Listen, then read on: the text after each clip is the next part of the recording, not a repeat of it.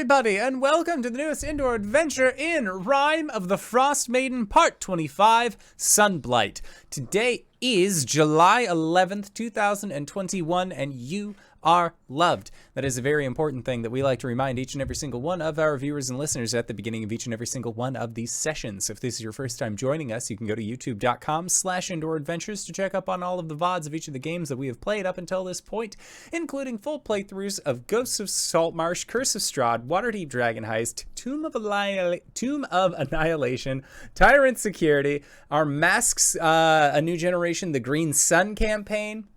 And later on in this week, we will also be starting up a City of Mist game, so consider checking that out. It's going to have Danae and Satan and Koss and Greybeard in it, as well as myself. It's going to be a fantastic time. Be sure to check that out. But speaking of other things to check out, you can find us anywhere audiocasts are made available for free. And speaking of things that are being made available for free, if you go to patreon.com/indooradventures, you can check up on our after show called Nights in the Courtyard, where we answer questions not only from each other, but also from the community. So if you have any questions for myself or any of these other fine folk, feel free to join us again at patreon.com/indooradventures. But if you already support us on YouTube, you already support us on Patreon and Twitch and all of those other spaces, and you're trying to think to yourself, where can I go to help support this incredible show even more? Guess what, buddy? I got your back. Quite literally, in fact, because if you go to indooradventure.redbubble.com, we got t-shirts, we got posters, we got mugs, we got throw pillows, shower curtains, aprons, crop tops, clocks, mugs, all sorts of things. I might have already said mugs, but we have them. We also have masks. That's right. We have face masks with the symbol of Tiamat upon them. And we also have our pride designs as well. So we got a bunch of merch. There's still more on the way. So consider going to help check that out, as well as all of the proceeds from our masks end up going to help support Doctors Without Borders. So if you would like to help support a good cause or possibly help support the show, you can again go to indooradventure.redbubble.com. That is indooradventure, no S at the end, .redbubble.com. But that is it for my spiel. So, hey, Satan, who you playing today? Hi everyone, my name is Satan, and today I will be playing Kuori, the Goliath Eldritch Knight, and we both use she, they. Oh, hi, it's me, LizMac. Happy to be back playing our Sweet Bean Rock Gnome Cleric, Lydia, and we both use she, her pronouns. And I am the indoor adventurer, he, him, and tonight I shall be playing as Hart, wood elf druid. We both use he, him. Hey everybody, I'm Wings, also known as Danae Keener. I'm going to be the DM tonight. I use she, her pronouns. Let's get right into it. We bow to she who wears the crown. Let the world shiver with dread. Clad in winter's whitest gown, her snow enshrouds the dead. When we left off last time, I killed half of the guests on this show. Not kidding, I totally did that. But when I left off with this group, well, how about I just, well, actually, you guys had gone to a council of the 10 speakers and come up with a plan to do a preemptive strike on the Sunblight Fortress before something terrible happened. And unfortunately, just as you arrived at the fortress, you saw a terrible Chardalyn Dragon erupt from the mountain and start taking wing towards 10 towns. And now you stand in the snow in eerie silence as, well, I mean, not complete silence, as you can still hear the chittering call of this mechanical dragon off in the distance. What is your reaction? That's not good. Yeah, That is very not good. I feel like Hart's face is just like sheet white, seeing this dragon thing fly off, and then just like kind of like frown shadow over his like upper half of face as he like tries to gain some resolve on this. We have to go faster. Yeah, but what about the... What about that? What do we do about the capable dragon? fighters down there. We need to deal with quite literally the heart of the problem. Okay. Well, let's go. And as soon as like we start off again, Lydia is going to take one of the like magic paper birds that Kuori got, and essentially, like, even though she did her sending last night, talking to Lucas and her family and all of that, she's gonna just write a quick goodbye note and just be like, by the way, just saw a dragon heading that way. Okay, love you, bye. Send it off. Hope it's faster than the dragon. Where's that bird going? It's going to Lucas. Okay. Paper bird to Lucas. Do me a favor and write that. Contents of that bird. Maybe not necessarily now, but like I would like the contents of that bird, you know, for the future. I will give you the innards of the bird. Okay. Welcome back, everybody. I want those bird innards on my desk by Monday. Give me the gizzards. All right. You have 3 chances, Parker. Okay, I got this. We can do this. This is fine. Beyond the snowy foothills, low-lying clouds obscure the icy peaks of the gargantuan mountains that form the spine of the world. Eventually, you get above the clouds and behold a sheer mountain wall rising more than 100 feet before you. Carved high on the wall are rows of arrow slits, with lights burning behind them and clanking sounds issuing from them. A narrow staircase, hewn from the rock, leads up along one side of the wall. This appears to be the only entrance. So I think, knowing that this is going to be one of the only entrances, Hart is it's going to like pull his friends close and say, I don't know if they have any more things like that giant metal thing that flew out, but we should probably be careful. And he's going to use a 2nd level spell slot to cast Pass Without Trace. So we each gain +10 to our stealth. Adorable. Okay, I love I it. needed that. All right. All right. Let's be careful. Stealth in. See how far we can get before anybody notices us. Okay. Okay, I will quite literally put on my sneaky boots. Because Lydia now has disadvantage on stealth attacks, but she has boots of elven kind, so it makes it moot. Love it. I literally have sneaky boots. Alrighty. Moving east from the top of the stairs leads you to the entrance of the fortress, a 10-foot high double door of featureless stone. An arrow slit facing in your direction guards the approach. It's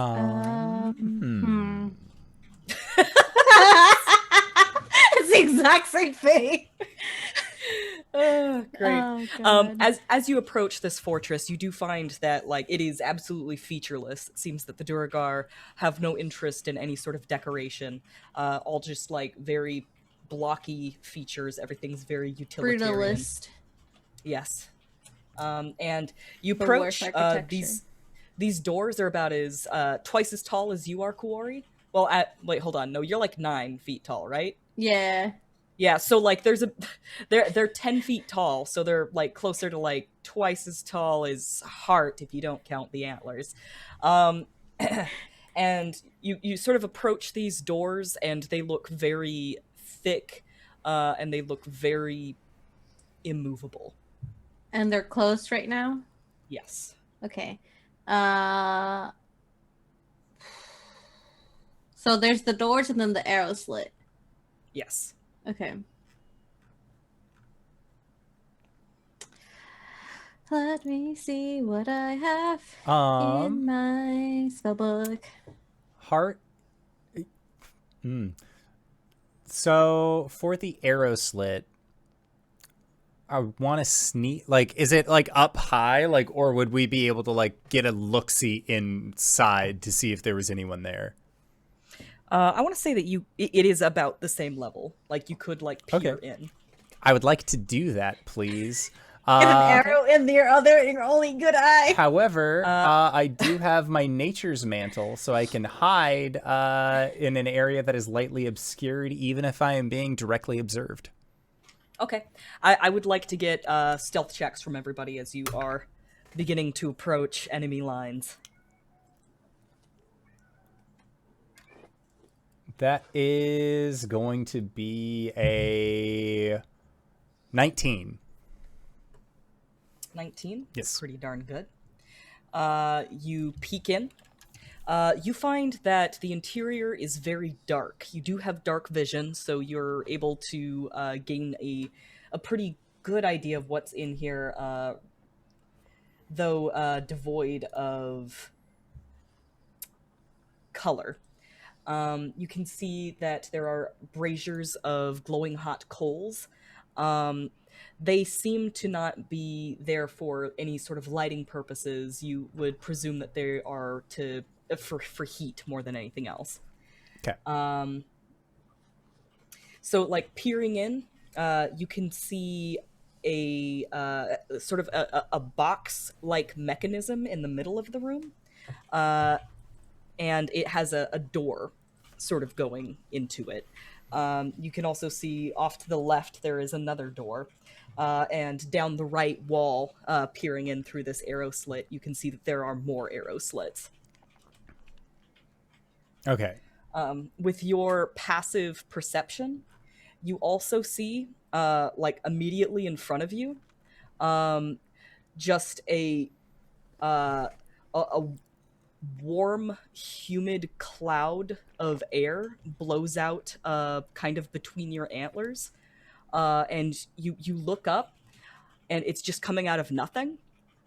It's unmistakably like the breath that comes out of a living, warm body in the cold. Gotcha.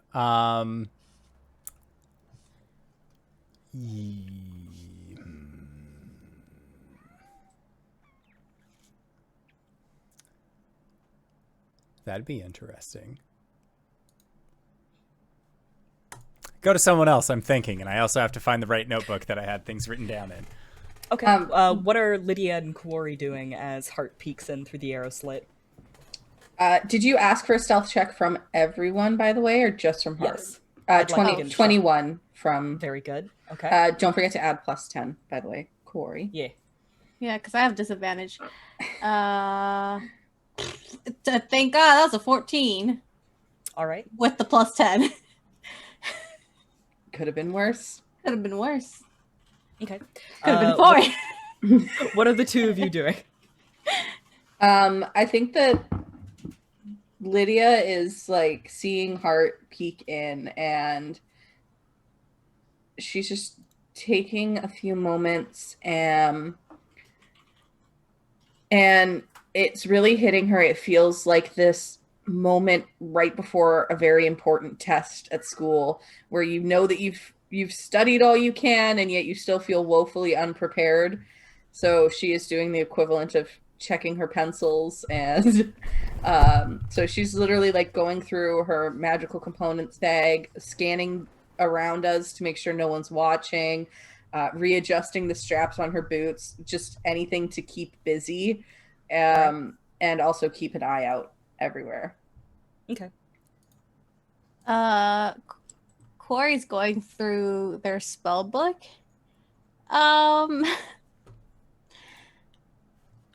Question.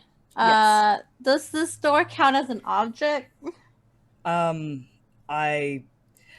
want to know why before I answer this question. I have the spell animate object. Ah, I see. Uh, I believe animate object counts for something like an object of a particular size. it goes anywhere from tiny to huge. Oh God. Yeah.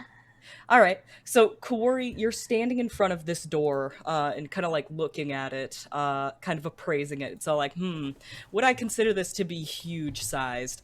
And like Lydia and Kuori are both kind of messing around with their magic stuff. And Hart is peering in through this arrow slit. When Hart, you see that that humid air like kind of stop. And then you hear kind of a mechanical sound, and looking off to your left, you see a lever being pulled down, and then there's a ka-chunk, and the doors begin to open. Like the front doors? Yes. Okay. Oh no. Hate that. Don't like Hate it. that. Oh boy. Yeah, Hart is, you see him sort of like, do, like really quickly up to like where the door would open and like stay open, but just like on the other side of the door because we need to get in. So his thought is like, okay, once the door's open and people, like the majority of folks go out, boop, boop, like just like hook in as quick as possible. Okay. I think Lydia as will these follow doors suit. open, Yeah. as these doors open, there's likewise a portcullis behind that also begin to raise, and you are welcomed by an empty vestibule. However, those of you with good passive perception can hear. You see off to the left there is another arrow slit. And you can hear that there are sounds of merriment and like basically partying. Like you hear a cork pop and a bunch of cheering, and you can also hear the sound of someone approaching that arrow slit to come and see why that portcullis just raised.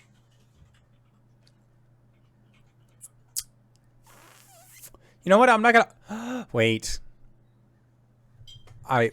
Question. This is a second Answer. question. Okay. Avarice the tiefling. Yes. Her familiar was a bird or was an imp who preferred to disguise themselves as a bird? I think that's privileged information, but from my memory, that was a raven. Okay. Just wanted to know because imps can turn invisible. So I was just like, oh shit, is our man on the inside. You know what else can turn invisible? Lots of things. Guards. So Lydia will cast see invisibility. So I have it up for an hour. Okay, cool. Just as a note to our devilish DM, All right. I see invisible people. I like to think that at the same time that Lydia's doing that, Kuori's actually casting invisibility on themselves. Oh, I love that. Okay. Just writing myself a note here. It says Lydia sees all. I'm putting it right here Arn Tootin. on my monitor. No more surprises for Lydia. Lydia's done with surprises. Okay. Right? Right in front of you, there is a door that opens up to a hallway. As I said, everything in this fortress is going to be dark, as all of the residents have dark vision, aside from just these braziers filled with coal that just have low glowing dim coals. So there is dim light throughout the fortress, but for the most part it's dark. If I remember correctly, Kuori doesn't have dark vision, but Hart does. Yeah. All right. You feel a very familiar tap tap tap on the side of your thigh, and it's just me reaching up and giving you eyes of night, and you feel your pupils dilate. Okay. So the doors open, the portcullis goes up, Hart darts in and kind of sits in underneath the arrow slit. Kuori taps herself and turns invisible. And you see briefly a person just sort of darken the arrow slit and kind of peek out briefly, sort of shrug, and then go back to whatever merrymaking they were doing. It seems that your stealth checks were good enough to get past their uninterested gaze. Hart? Yeah, I think Lydia will sort of saunter ahead. She can see where Kuori is still. Yeah. So she's just gonna be like literally like one Goliath step ahead, which is like 5 steps for Lydia from Kuori. Just like checking for any invisible people, listening with my gnomish ears, just looking out. All right. As you step in through the vestibule, you come into a hallway. Directly to your left is another pair of double doors. From behind, you can hear a lot of people talking and laughing and making merry, as it seems that they feel that they have basically assured victory by, sending off the Chardalyn Dragon. What comes to mind is that one scene in Incredibles where, like, they shot off the Doomsday robot into the town, and like all of the henchmen are like in their little RV with like champagne bottles and stuff. Quick question: can you so the doors? They're double doors, yes? Yes. To your right, there is a long hallway with several other doors branching off. The doors open inward towards the room or outward towards where we are? I have to think about how Duragar would construct this sort of thing. Well, fire codes say that like doors should open towards the exit, right? Correct. Sure. So yeah, I think that they would open towards you. All right. Lydia is going to take a moment and, using some of her 50 feet of hempen rope, tie the 2 doors, like the door handles, together so that if someone were to try to open the doors from the inside, they would meet resistance of very well-tied knots. I love that. Well done. This is done. Thank you. Would you like any sort of like dexterity check or anything to see how well I tie the ropes? I feel like this is. I feel like you do this. Okay. It'll have the same effect regardless. Oh boy. I did a thing, guys. You did it. That rope is definitely not gonna snap. So to your left is the double doors. To your right is a long hallway. The first intersection that you come to as you come down this hallway, creeping quietly. To your left, there's another set of double doors. Silence beyond. And to your right is a shorter hallway that ends in the room that Hart was peeking into earlier. Just go the other way. We don't need to go in that room. I feel like, if anything, Hart would like whisper to Lydia, be like, there were invisible guys in there. Like, let her know what he saw. Got it. Thank you. All right. Well, let's just continue on then. Very quietly. Guys need to stop whispering. Who said that? Oh yeah, that's right. Hart's the only one who can't see Kuori. It's Kuori. I feel like he would have seen her like invisible up. Mm-hmm. And so he's just like, all right, this has happened before. Kitty. Sadie. All right. Are you going to go through the double doors to your left, continue forward down this very long hallway? Or are you going to go into the room on the right that had the invisible people in it? Can I do a perception check on the double doors to the left? I believe it's the left. To see if I hear anything. Absolutely. Or feel any heat. And just to like refresh my memory, we know that wherever we're supposed to be going is like at the heart of the mountain, right? Mm-hmm. So we vaguely know we gotta go a ways in. Yep. Yeah. Okay.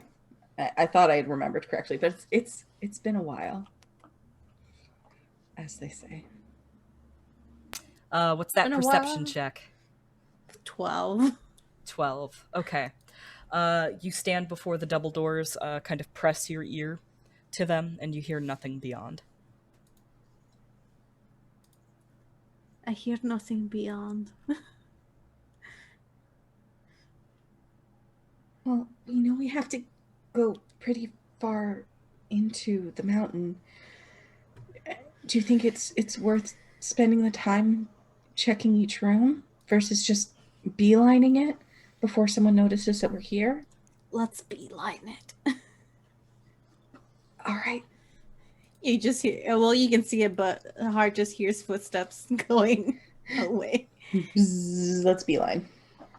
All right. So you're just going to continue down the hallway? Yeah. Mhm. Okay. The next intersection that you come to is more double doors to your left. And then to the right, you can see that there are bars. And as you approach the bars, you can see that it just goes like to darkness below and darkness above. It seems to be just a large shaft. If Kuori reaches a little bit in, can they feel? Because you feel heat. Cold. Okay. It's cold. Nothing.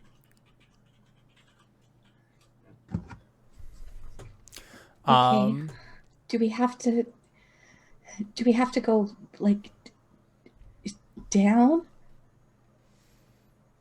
Down Like, the if we're- shaft. I don't think that this is gonna be the best way that we can get down there, because if we use rope or we climb down in some way, shape, or form, then that doesn't secure us a good exit. That's true. You're really smart, Hart. I don't want to die down here. I don't want to die down here. While you guys are talking sort of conspiratorially here in the middle of the hallway, Hart, your ear sort of pricks backwards as you can hear very soft footsteps approaching you from the direction that you just came. And you turn to look and you see nothing.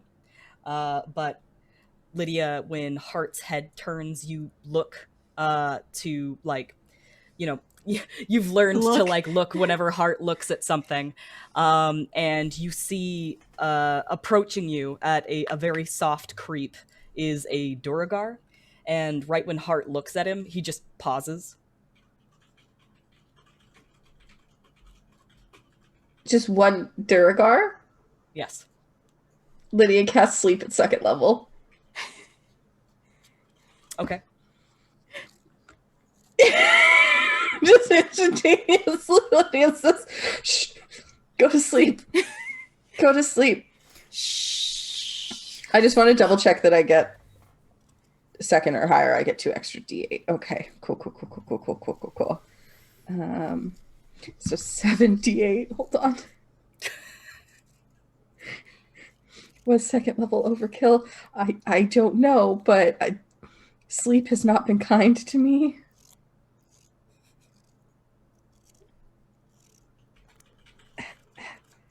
Oh, that's good. 37 hit points. Oh my gosh. Thunk. He just hits the ground. You see him begin to say something, but there are no weapons in his hands as he does so. He brings up his hands placatingly, and then just his eyes roll back in his head and he falls. Lydia's gonna take a couple minutes and tie him up and tuck him into a corner. She's still got the rope out from the doors, and she's just gonna tie his hands and feet together and put him in a corner. All right.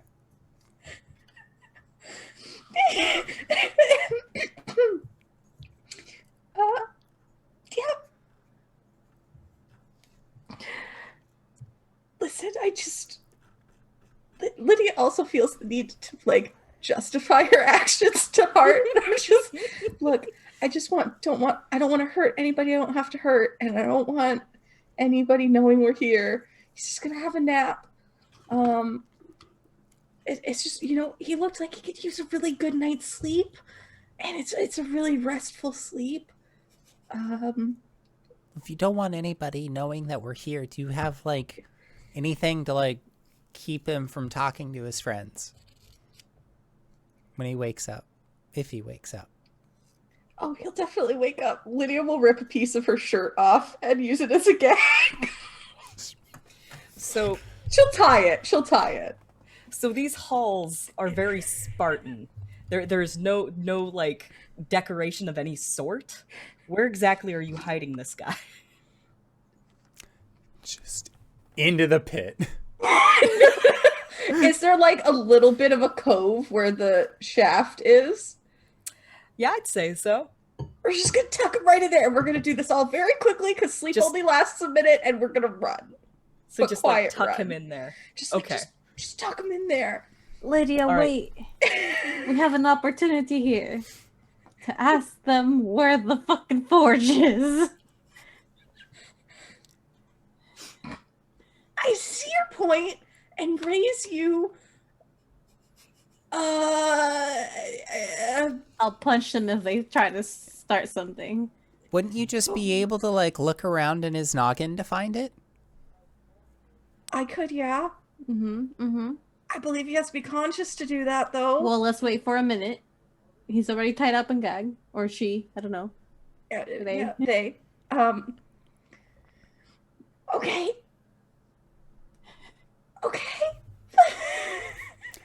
Hart just has, like, the butt of his staff up. Like, This poor Durgar's gonna Hart wake can up. also cast sleep. it's called shillelagh, and I only can do it a Has to few use times. his staff. Okay, so to set the scene, I would like to think that we have placed with this new plan, Lydia will have placed this sleeping Duragar so that half of its body is over the pit of the shaft, so that, like, Threatening. Yeah. vaguely, but not in any way where it's gonna wake up and immediately fall back or anything like that. Right. And the three It's of us like- are just gonna be standing over him. It's like, we could just push you into this shaft, but we're not going to because we're such good friends. Yeah. Lydia's gonna wait a minute until he wakes up. All right. His eyes flutter open, and he just kind of looks surprised at the three of you. We mean you no harm. Does Lydia know what language Duragar usually speak? Do they have their own dialect? Do they speak? Typically, common? it's Dwarvish or Undercommon. I think I know one of those languages. I don't know, though. Features and traits, right? That's where languages are.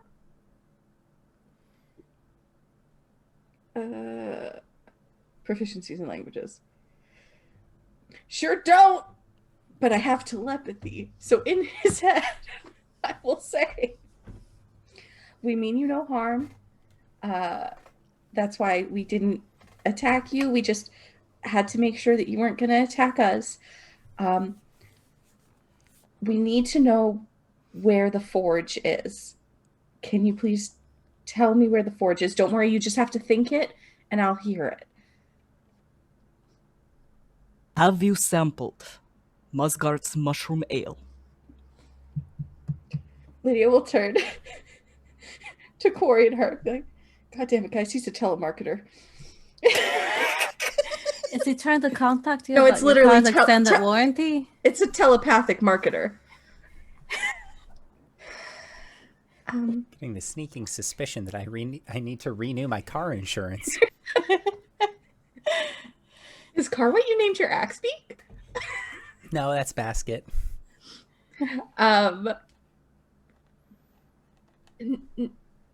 I don't believe that I have, but I'd be more than willing to try some after we finish a little task that we have. Can you please direct me to the forge? I could do that. But I really think that you should sample the ale first. See, my mom, she, bless her heart, she's such a wonderful lady, but she raised me that you have your dessert after dinner. And right now, us doing our job is dinner, and trying that ale would be dessert. And I would be assure disrespecting you- my I mother. I assure you, dinner will be served. Is Lydia translating this? The metaphor isn't translating well. Lydia will just say that out loud. Is it possible that he might be telling us that there is something important in the air hole?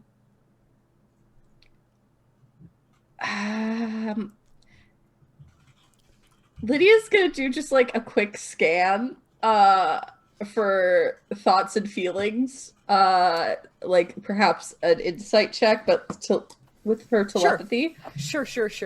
I believe that like there's a check to do to like delve deeper into someone's mind. It's a wisdom saving throw, I believe. I can will do that. Double A 3 is check. not gonna make it. He's an open book. What do you want? Okay, cool. So I want to get like general vibes from this Durgar. Are they like trying to be coy and like secretive and like Kuori mentioned, like try to give us information without giving us information? Sure. Or do they just really like ale? I want to say that it's a yes to all of the above. That's fair, First of all, his name is Drez. Drez, love it. Second of all, he is trying to be coy. And the phrase "Have you sampled the Musgart?" or "Have you sampled Musgart's mushroom ale?" is actually a call and response. And the answer to that is I seek a more potent poison. Lydia will immediately say, I seek a more potent poison. Because since he failed the save, he has no idea that she's like diving around, other than the fact that she's communicating telepathy For sure. And he just like nods to you very like enthusiastically and like, you know, takes his bound hands and points at the door behind you. Open the door slightly. In there is a slightly warmer glow. You can smell like freshly cooked food, like roasting meats, and you can hear the sound of pots and pans kind of being clanked about.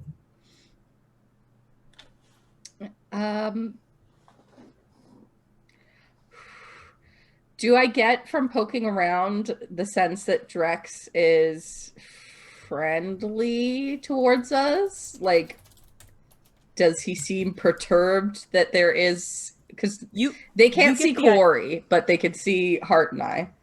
You get the idea that he's scared of you, and he's scared of the other people that are here. But you get the idea that like he believes that you and he are on the same team. Oh!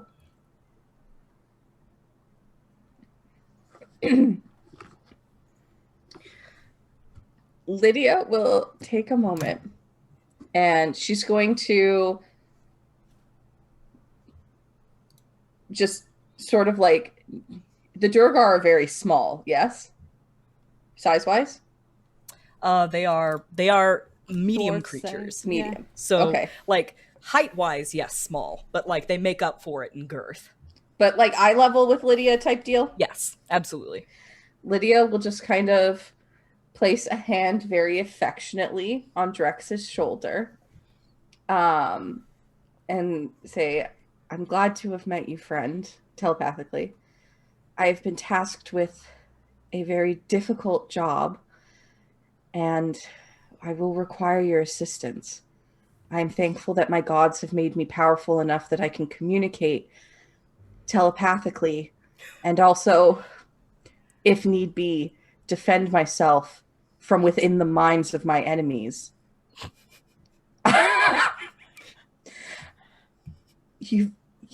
I never like to use my powers, but there is nothing like seeing someone's head explode. Please lead the way. And she's going to untie him. I was gonna say, like, he's from the Underdark. Like, he knows a thinly veiled threat when he hears one. But, like, that's not even thinly veiled. That veil is darn transparent. He She nods. will also reiterate, this is of the utmost importance, and I value my work. It's thinly veiled and like a magician pulling the fucking tablecloth off and leaving everything on top of the table. Yep. He said, like you said, you value your work. And as you untie him and he takes the gag off, he says, "And I value my life." And he just kind of taps his head, stands up, looks back and forth down both hallways, and leads you across the room. That we have in common, Drex. And quietly, Lydia will say, "This is my good colleague, Hart. And although you cannot see them, I have one more friend with us as well. Kuori, say hello." Hi. From up here. He jumps a little bit. Okay. So She'll please. pat his head just so he knows how big she is. How big and scary she is. Yeah. Just pat, pat. She currently means you no harm, Drex. Currently. He goes over to those double doors and pulls them open very carefully. And then, like, almost like a doorman, he kind of steps in and then, like, does a little half bow and gestures into the room. Okay. Into the belly of the beast. Hart, like, when you say that, Hart's expression is just like, wait, we're inside of a beast? Like, he has, like... It's a metaphor. It's a metaphor, Hart. It's a metaphor. I was trying to be cool. I was trying to be cool. We're inside of a whale, Heart.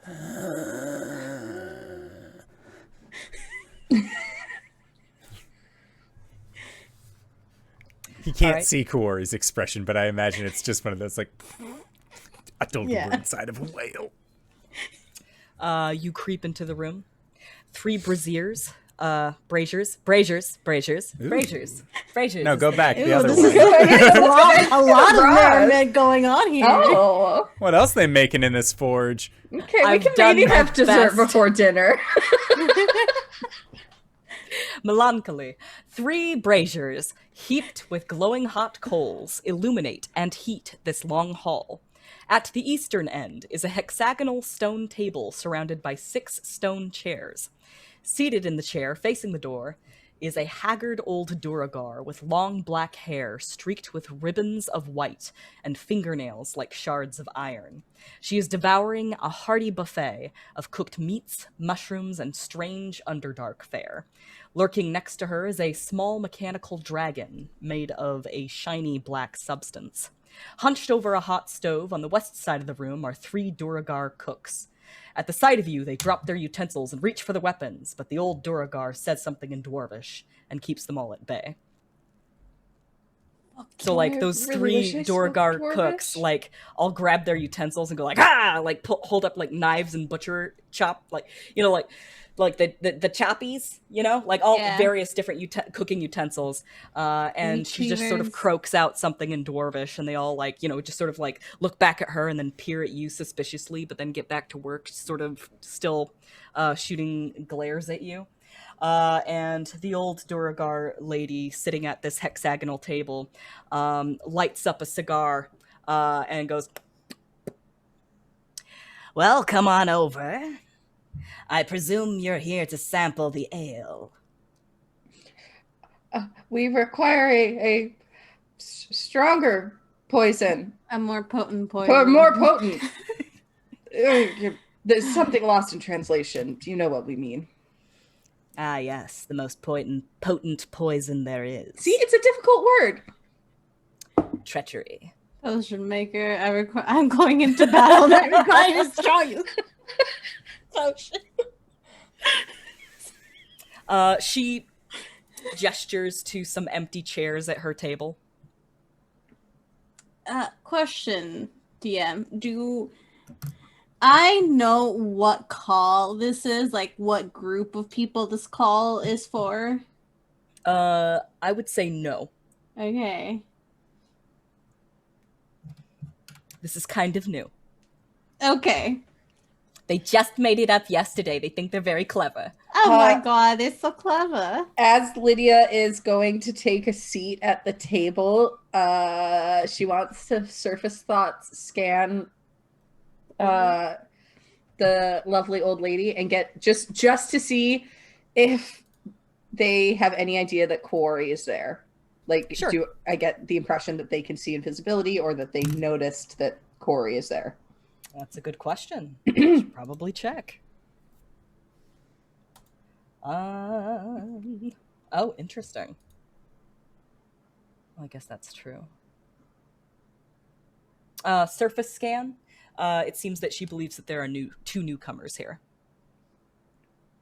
Lydia will then place a thought in Corey's mind to stand behind Lydia's Yeah, chair. that's what I was gonna say, that she's gonna just stand behind Lydia's chair. And like Lydia will have communicated this with Kuori ahead of time, but Lydia will just wave a hand and the chair will move back so that Lydia can sit in it like a waiter pulling back the chair. But it's Kuori. And Lydia will have a seat. Okay. It's a power move. She's just taking long puffs from her cigar, waiting for you to be seated. Yeah, Hart sits. I mean, he was probably sitting before all this. Like, she was just like, take a seat. And he was like, I see no problem with this. And just... She sort of ashes her cigar just onto a empty plate at the table. And she says, allow me to be the first to welcome you to Sunblight Fortress. I am Grandolpha Musgart. I'm charmed. And she just sort of like gestures towards you with her claw-like hands. Is it one of those things where it's like, I'm waiting for a response to this gesture, or just a general gesture? It's just kind of a general gesture. She like starts it, but like you get the idea it's kind of sarcastic because she gives you like a wink and a smile afterwards, and then she just sort of shrugs. Well, I'm Hart, and if you're charmed, we probably have something to take care of that. He doesn't get out much, does he? Bless him, we try. She ashes her cigar again. So, am I right in assuming that you're here to kill King Zadarak? Actually, not really. Not explicitly. I wasn't informed that that was the operation that was going on. There was another thing that we had to take care of, but as far as killing him, I don't think that was on the docket necessarily. But do you know where there's at you puffing on her cigar? Do you know where there would be like it would be at the center of a forge? I've been having dreams about it for a while now. And then an old lady told me that it was like the heart of a red dragon, I think, that was beating in there. Hart, maybe we don't need to talk about your dreams right this second. She called them visions. I don't know what that means. Oh, Kuori, what do I do? Lydia will just say this. I can't talk right now, so this is all up to you. You can always communicate with her telepathically. Yeah, Lydia. So Kuori I don't have the stone thing in the book. Yeah, it's a one-way radio now. Is it? Yeah. I mean, like, you can listen to Kuori's thoughts. Yes, but I have to be the one to like activate that shit. Yeah. Right. I think that Corey's just thinking really hard. Yes, let's kill him. Yes, let's kill him. Yes, let's kill him. Yes, let's kill him.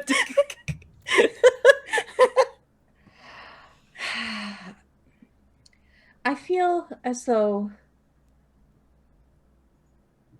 Yes, let's kill him. Yes, let's kill him. I feel as though my friend Hart may have he's very mission oriented, which we very much appreciate. And Lydia is just sort of going to continue to sort of fanfare verbally while scanning the thoughts of our Duragar cigar queen here to see if that is something that they are wanting. Like, is it like a, yes, you're here to kill him, please go right ahead, that would help us, or yeah, you're here to kill him, we gotta stop you, yada yada yada. You get the idea that the right answer is yes. Yes. To make a long story short, yes, that is exactly why we are here. Good. Because that's exactly what I would like from you. Well, it seems that this friendship is off to a very great start. Indeed. And she, like, clatters out 2 cups and takes, like, a very heavy-looking ceramic jar, pops off a cork, and begins to pour. And she hands those 2 cups to you guys. Getting a good sniff of it, it seems to be a very strong ale of some sort. It has a very kind of savory umami aftertaste to the scent. The mushroom ale. My. It's my family's specialty. You see, good old Zardorak is looking to make an alliance with the Musgard clan. He's had his eye on pretty little me for quite a while now.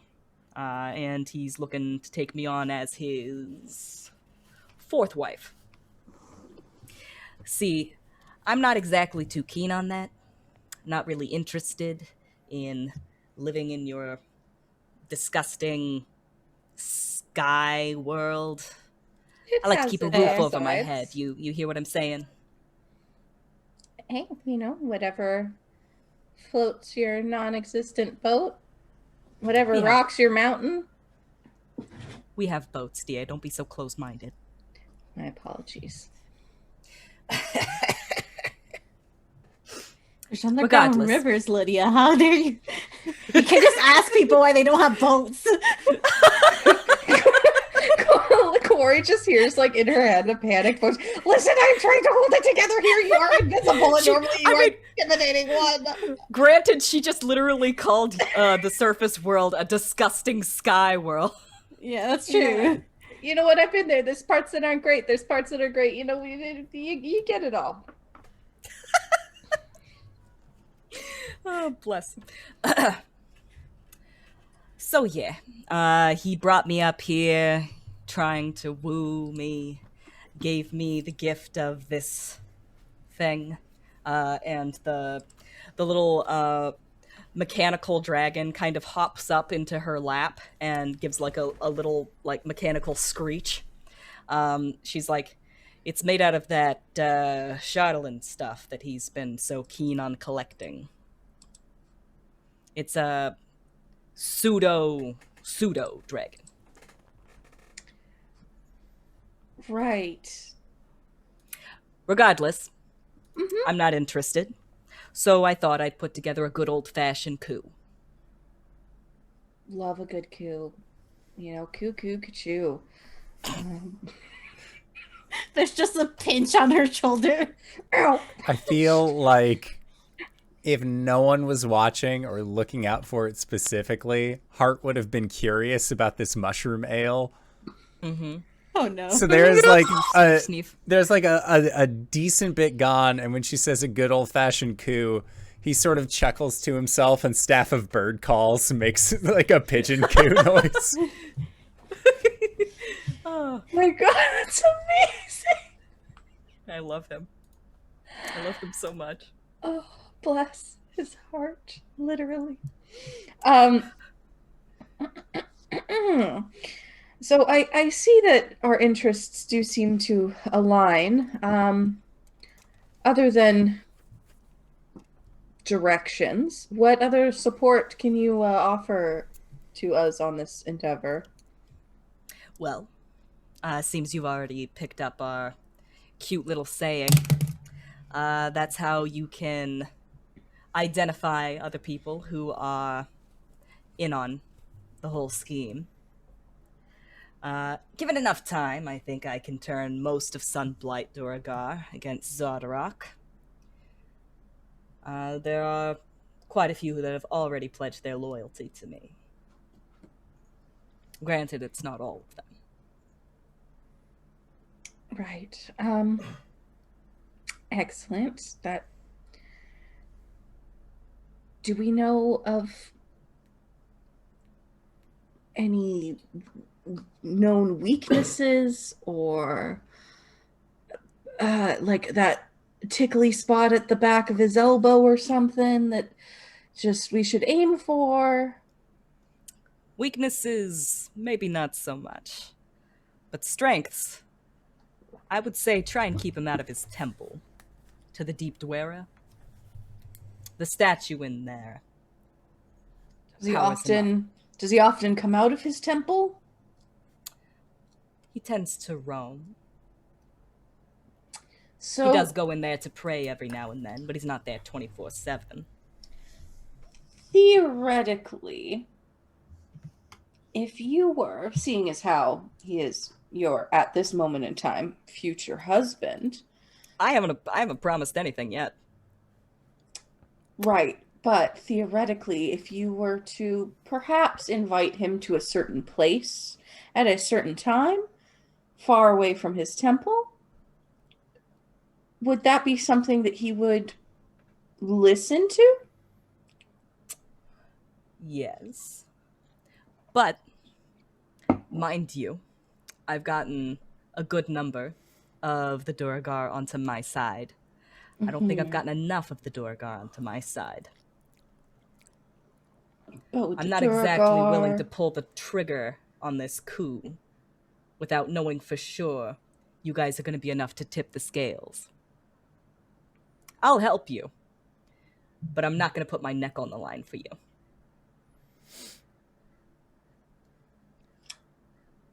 I assure you we're... Lydia has like this like bravado on right now where she could do no wrong and say no wrong. But she's like, I assure you we're more than enough to tip the scales. I know we don't look like much, but we have a few tricks up our sleeves. I'm sure. So what would be your suggestion, your perfect idea for this coup? And then we'll take that, we'll take what we want and meet a compromise where we're only about, both parties are about 60% happy. That's a good compromise. Well, first of all, Zardarok has been capturing monsters, creatures, other such critters from the Underdark, and he's been planning on releasing them on the surface to do his bidding. Likewise, he's been capturing creatures on the surface. So, if you're able to get into the dungeons without being detected, I'm sure you can stage a small uprising. By letting the tiger out of the zoo, if you will. If you will. Right, of course. See, the problem with that plan is that an angry, hungry tiger is an angry, hungry tiger. They don't usually have much allegiances. I know that you would wish to protect your neck, but I wish to protect mine and my friends' meaty bits as well, and don't really want to get eaten by a tiger. So there is a slight flaw in that plan unless we can be guaranteed that they will only go after him. I think that you're misunderstanding me here. It's not exactly tigers in those cells. Bears? Whales? Lions? Oh my. People. So not whales. No. Not whales. I'm on board for this plan. Yeah, I mean, if we can reason with them, then, you know. That being said, he's also got a, one of them there mushroom people. Are we drinking them? She, like, checks the bottle. No, not this batch. Hart just like immediately like pushes it forward. He doesn't want this anymore. That's probably for the best.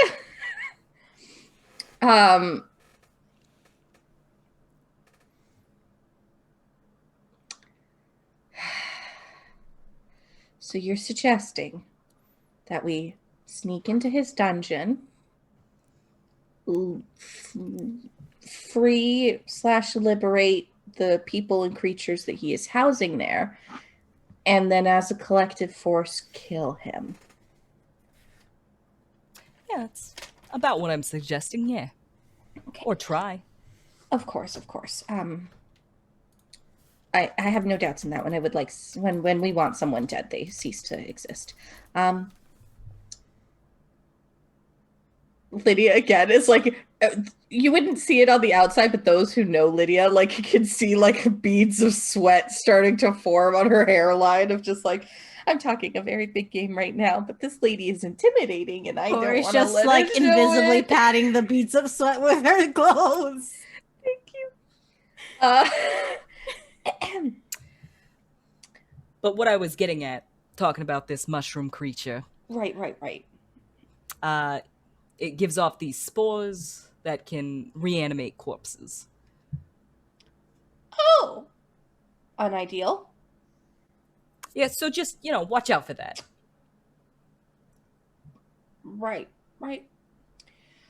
Okay, so forgive me. I obviously, as you know, am not around from these here parts. Can you kindly do you have a map?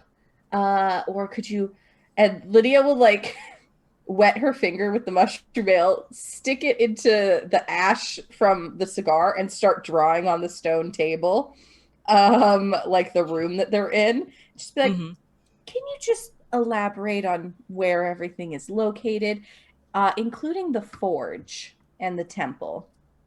Okay.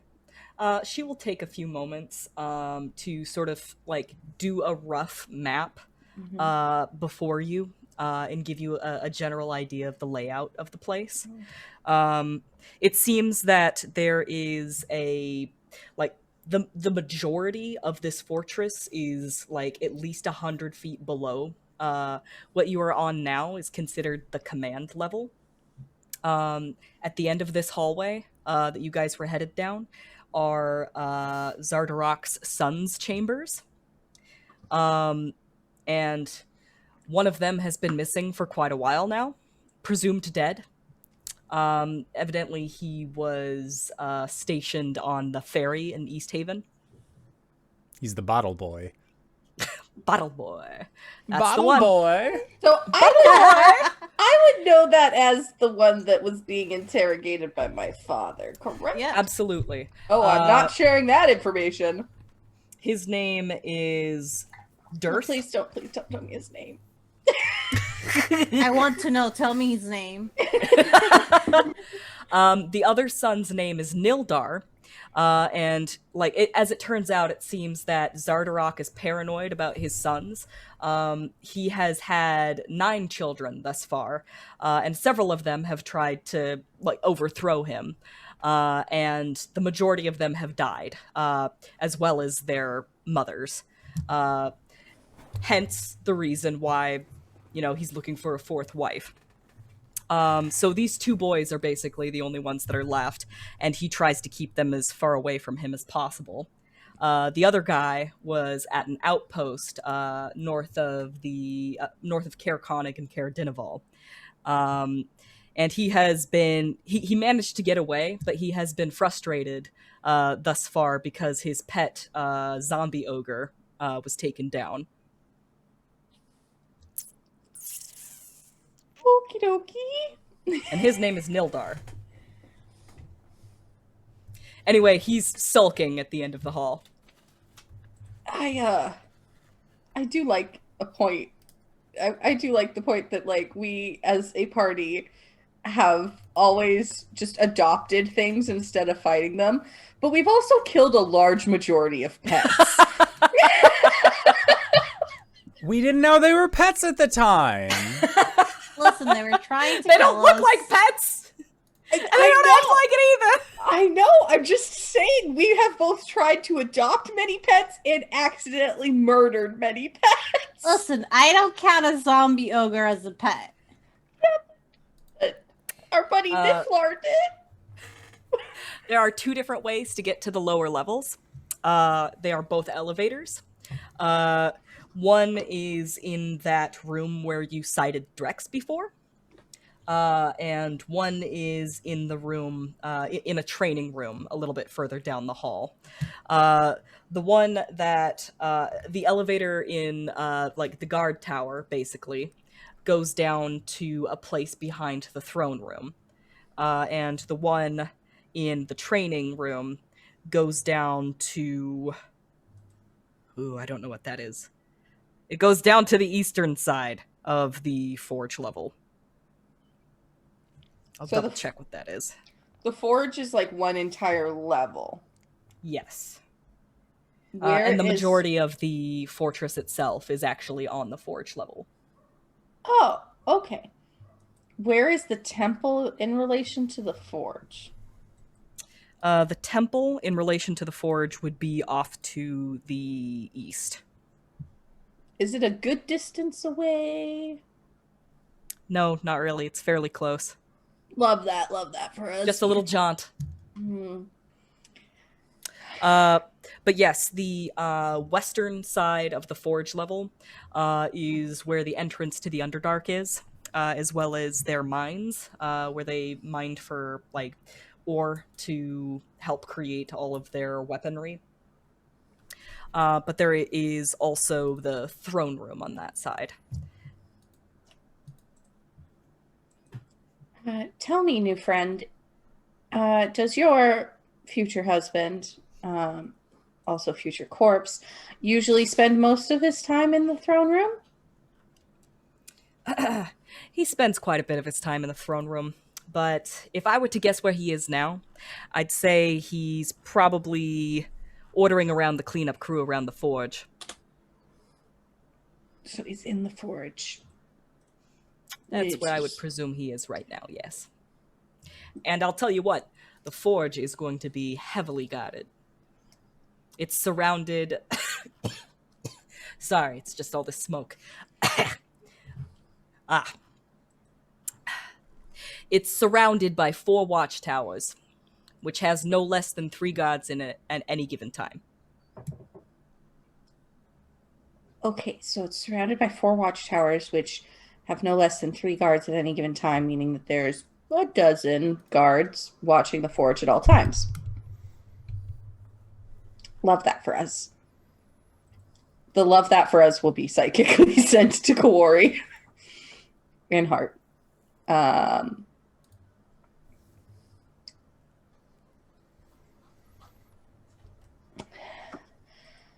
Okay. Psychically, Lydia will just say, Kuori, do you have anything to add? Anything you would like me to ask? Any sort of input? I'm really showboating here at this point. I know you know that, but she will ask her if she thinks if the coup happens, are the guards more likely to strengthen around the forge or leave to go help? So, if we were to successfully pull off this coup, kill the king and all of that, would you understand the workings of this place quite well? I've been made aware. Do you think that the guards would lay down their swords type of deal and start listening to you? Or would they continue to fight to avenge their king? Would they stay around the forge? Oh, they would absolutely turn to me. Cool. And you're certain Once Zadarak is dead, they have no one else to turn to. Right, but, you know, you're not his wife yet. Absolutely. So But I am a prominent member of the Mosgart clan. Okay. And they are all just peons. So they're going to be looking for the person with the most authority. Okay. Now, Kuori's In gonna think when she takes power, she's gonna turn on us. Now, forgive me, your future majesty, but um Laying it on a little thick. yeah, well, I'm trying here. No, do go on. Okay. What assurances can you give us that we'll be given both safe passage and a little compensation for handing you a throne that you're not willing to risk your neck to get? Tell me what it is that you desire. What are you here for? If not to just kill Zardarok. Is there more that you want? Hart, now the dreams. Well, obviously, we want 10 towns to be left alone. And we eventually want to put an end to the eternal winter. I'd nearly forgotten about that. She kind of puts out her cigar, and she goes, up, up! And the little pseudo-dragon hops up into her arms, and she tosses him just up into the air, and he starts flying little lazy circles above the table. And she says, you're worried about the dragon that's trying to take down, everything that you love and hold dear. Just a Most little of it, bit. yeah. Well, here's the case. Here's what I'm getting at. That forge is the only thing that keeps the dragon going. I can assure you that it's going to have to come back at some point. It's going to do some damage, sure. But it's going to need to come back for some repairs. No forge, no repairs. And you'd be okay with us disabling your forge? Destroying it even? As I said, I have no interest in your terrifying, empty sky world. I want roofs. So Most of it is just me packing up and getting back down into the damn Underdark where I belong. So, coup is successful. You are now ruling. And you decree that your people return to the Underdark, stay in the Underdark, and we can have a little forge destroying party up here with no complaints from you. That's the plan. Okay. I like this plan.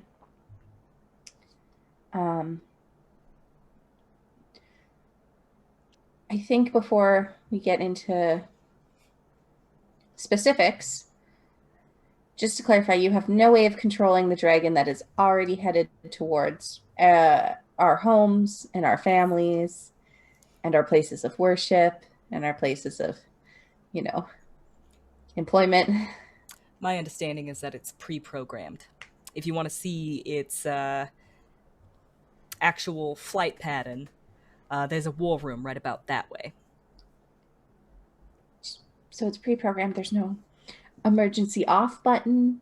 There's no self-destruct button, return to sender, anything. Hart will put his hand onto Lydia's shoulder, and he says, "You're not giving your or my brother enough credit. They'll be fine." I know, I just worry. I worry. I always worry. Then let's worry about the things that we can handle. Okay. They grow up so fast. I don't want to die down here. I don't want to fail and have everyone die up there. On that note, I think that one of our very gifted strategic officers should have a seat and we can plan this coup.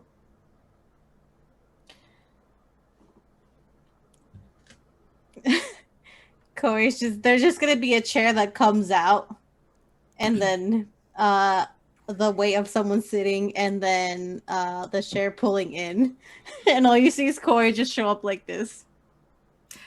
She like scoots back a little bit, and that pseudo dragon literally just drops out of the air out of surprise, just like. Ah! She goes, "You cheeky bitch! That's our trick." I learned from watching you and your people trying to stab me. Well, have a drink, you bastard. She like hands the entire jug to you. Yeah. Oh, thanks. I've been to the good drink. Just take from the jug. Well, So, thoughts on a coup, Kuori? well, we bring up an uprising in the dungeons. I'm sure everybody that is beholden there will not like the people that beheld them to the dungeons. At the very least, a jailbreak is going to cause enough of a distraction That was that my it thinking. gets a few of the guards off your back. That's true. So, if we have your word, we will create the coup with the uprising from the dungeons. It will distract a few guards. A lot of them will try to make it to Zardak. They should get through a few of those guard walls, and then we can head in and kill him ourselves to make sure the job is done. So, you have no desire to keep any of the structures here. Like, no one's going to be living here after the coup, correct? My plan is going to be to pick up anything of use and head right back into the Underdark. Good. So, I like the fact that letting loose the prisoners, one, it's just the right thing to do. Two, it'll cause a distraction. However, I worry that it will not cause enough of a distraction. So, what if you selected... We're putting a lot on the line here. You know, we are just 3. But what if you selected some of your sneakiest and most trusted allies to maybe set fire to the throne room? I think you're my sneakiest and most trusted allies. Right. I am very powerful. Do not have cloning as an option anymore. There used to be 2 of me. It's a long story. But I just think that if we could get 2 distractions going on at once, that would leave the king a lot less protected in the forge, where we can... All right. Here's... I can swing you this set the throne room on fire move if you can clear the throne room, because that's where that mice in it is being held. You know, the mushroom person with all the zombies. If you clear it out, then I can get a very loud distraction happening in there. We can One do thing that. we could do, just saying, you don't want him to go into his temple, correct? Temple bad. Temple all powerful. Why don't we set fire to the temple? Cuts off his entryway to the temple. My worry with that, though, is that, well, yeah, because I think either way the king's going to try and get to the temple, whether or not it's on fire. I think we need to focus our attention on this magnets thing. I'm assuming fire is the best because it is like plants. Plants do not like fire. Pretty simple. So we Way have less- to. You're talking as if this mushroom person is doing this willingly. That thing's in chains. So how about this? How many guards does he have around him usually? Around Zadarok himself? Yeah. Usually just whatever gods are in the area. This place is crawling with them. So that'd be at least 12 in the forge. Add But on he's not probably in the another forge. 6. He is right now. If we take care of him, our friend here, and she'll point to the older Durgar woman whose name I forgot. Brandalfa Mosgart. At your service. Brandelfa. Moose guard. If we focus on him and not the guards or the Magnet, once the guards see he's dead, she can take over. They'll stop fighting. Correct? Say that again. Once he is dead, the guards surround him. If you take over, you can tell them to stop. Yes. Less bloodshed, And- more of your people that go into the Underdark with you. Hmm. We need to focus our power on him. Right. Yeah, of course. So I think the big worry that I have is that we start to attack him. He immediately gets into his temple where he is almighty and powerful and has a big mushroom creature that can wreak a lot of havoc coming from It's actually pretty small. big in power. I think you've got the wrong idea about this mushroom creature. They're a person there, much like the people in the dungeon. Not to Zadarok. To Zadarok, that's just a source of spores. Right. It's not moving around freely. It's been chained down in the throne room, and we've just been harvesting spores from it. So even if we were to release it, it wouldn't necessarily start working with us. But it would be working against Zadarok. I'm pretty sure that thing's got a bone to pick. Yeah. There's a lot of people here who do not like him. If we release them, they will be on our side.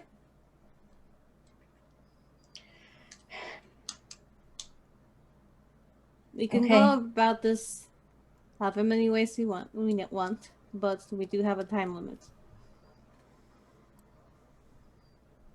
Do we want to release the prisoners in the dungeons, loop around, get our mushroom fellow unchained, potentially point him in the direction of the temple, so if the king tries to go there, he's got that mushroom man to deal with, and then head to the forge and kill the king? Yeah. You know, 1, 2, 3 punch. Yeah. Yeah, Hart's here for it. Is there, do you know if there is, does the king sleep? I mean, yes. But the longer you wait around for him to sleep, the more that dragon's going to tear up your towns. Yeah, I forgot about the dragon again. We need to act, and we need to act now. Okay. Let's go liberate the dungeon. All right. As you all sort of hunch over and get ready to hash out your plan, I think that's a good time for us to go on break. Excellent. Yay. So we are going to try and be back in 5 to 10 minutes. So don't go no place unless it's to grab a food, grab a drink, grab a friend, or possibly go to indooradventure.redbubble.com, pick yourself up something nice, and we'll see you guys shortly. All right, everybody. See you soon. Bye. And we're back. Hello, everybody. We have returned with a plan and a map and all sorts of other cool shit. Wings, take us away. Hey everybody, I'm Wings, and we're back. All right, so we have come up with a plan. You guys are gonna go down the elevator that leads to the throne room, and then go from there to the dungeon, and then go from there to the forge. That is my understanding of the plan. Grandolpha is also able to direct you to the war room, which actually has a very detailed map of 10 towns and the flight pattern that the dragon is going to take. And I'm just gonna say that, like, if you have any more of those paper birds, you can literally just do like a rudimentary drawing of that flight pattern, and say the order that the dragon is intended to attack 10 towns, and send it off to your buddies to at least give them a heads up there. I have paper birds if you don't have any more. I think I gave you like 4, and I have 3. Yeah, I can. I've only used the one, so I have 3 left. Okay. Just knowing that your characters are very intent Yeah, on we're like. probably gonna send it to a couple people though. So we're That's a good gonna idea. do. My way of thinking, just so you kind of have like an idea, would be like the people in East Haven that gave us the job originally. Mhm. In the major cities that we know, and Danica, So- probably. Danica, yeah. Okay, so send the attack pattern to several different people. You're gonna send it to. I would say, Not- like, I keep on trying to call him Durnan. Waylon, the Mhm. speaker of East Haven. Yeah. yeah, that's exactly who I was going to say for East Haven. I kind of already let Lucas know as well. Yeah. Speaker of East Haven, Lucas Danica. and Danica. I would let not Dazan know. All right. Since they are with my other child, my snow just child. Just looking at this map, you can see that Dugan's Hole and Goodmead are gonna get hit first. They're fucked. Love that. That's So gonna I'm gonna send one to the goblins as well, just in case. Yes, our goblin babies. Fuck Send- Dugan's send Hole one to anyways. I mean, I'm sure Dugan would enjoy And that. send one to Dugan's Hole as well. No, don't No, send no, one to no. Dugan's Hole. They didn't come to the meeting. Yeah. They don't get to know about the dragon coming for them. It's all like, also, oh, you guys they're thought that you were named gonna be Dugan's okay. Hole, so they asked for it. You do have to know the people to send it to them. Yeah. I'm pretty sure. Yeah, Yeah. we do. And I would Kuori. Okay, Kuori's sending one to East Haven. I'm using her 4 paperboards or 3 paperboards. East Haven. Okay. Lonelywood. She's letting the speaker there know. Okay. And Dazan. Oh, Dazan's getting one. Well, he's with my snow child. I would say Yeah, more he my is. Snow child. Yeah, sure. I'm gonna send it to my snow child. Not to Dazan, specifically not to Dazan, but to Roberta. Yeah. Okay. Well, I'm not gonna erase Dazan. I'm just gonna cross him out. Fuck you, Dazan. We Is don't he care about you. dead? You're not even real. He's not even real. He's not Look, Dazan. well, Knights in the Courtyard about what happened during the guest game. I killed half of them. Don't worry about it. Oh, Knights in the Courtyard. oh, brother, where art thou? So I'll be very quick, but I specifically did not watch the guest game because I didn't want it to influence what Lydia Influence Yeah. your decisions. would Yeah. be doing. Yeah. So I specifically have no idea. So the fact that you keep saying I killed half of them, my heart is in my stomach, Danae. That's my brother. They got better. Don't worry. It's fine. It's no They children. did totally die, though. They died. You but they got guys better. are in the Fortress of Sunblight, Zardarok's Fortress of Doom and Despair. You guys are sending paper birds to your friends to warn them of the dragon and its intended flight pattern. This is accomplished, and you are ready to descend into the throne room. Is there anything that you want to do before going down?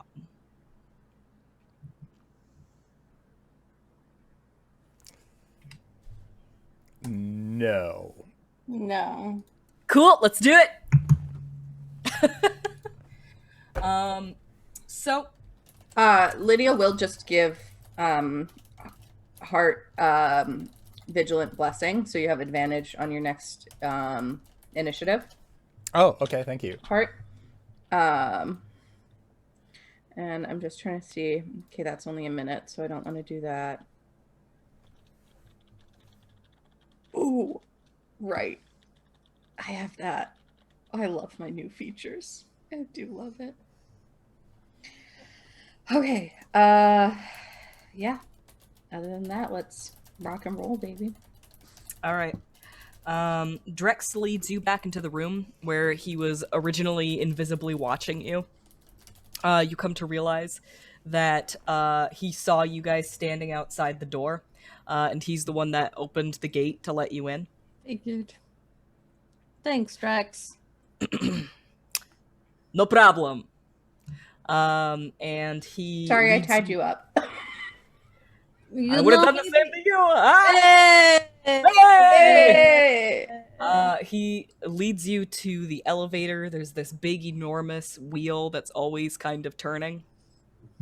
And he says, this should take you down into the room behind the throne room.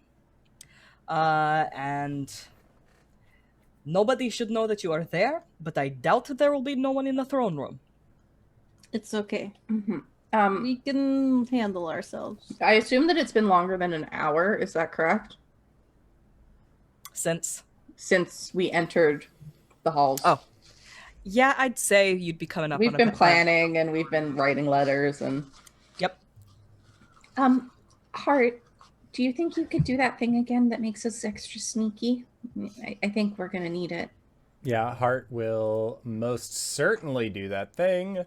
Second level, pass without trace, and when he does it, it's like just like a cloud of dust, but the dust is like star stuff, and he's going to just immediately wild shape into Burning Star, take on Starry Form Archer.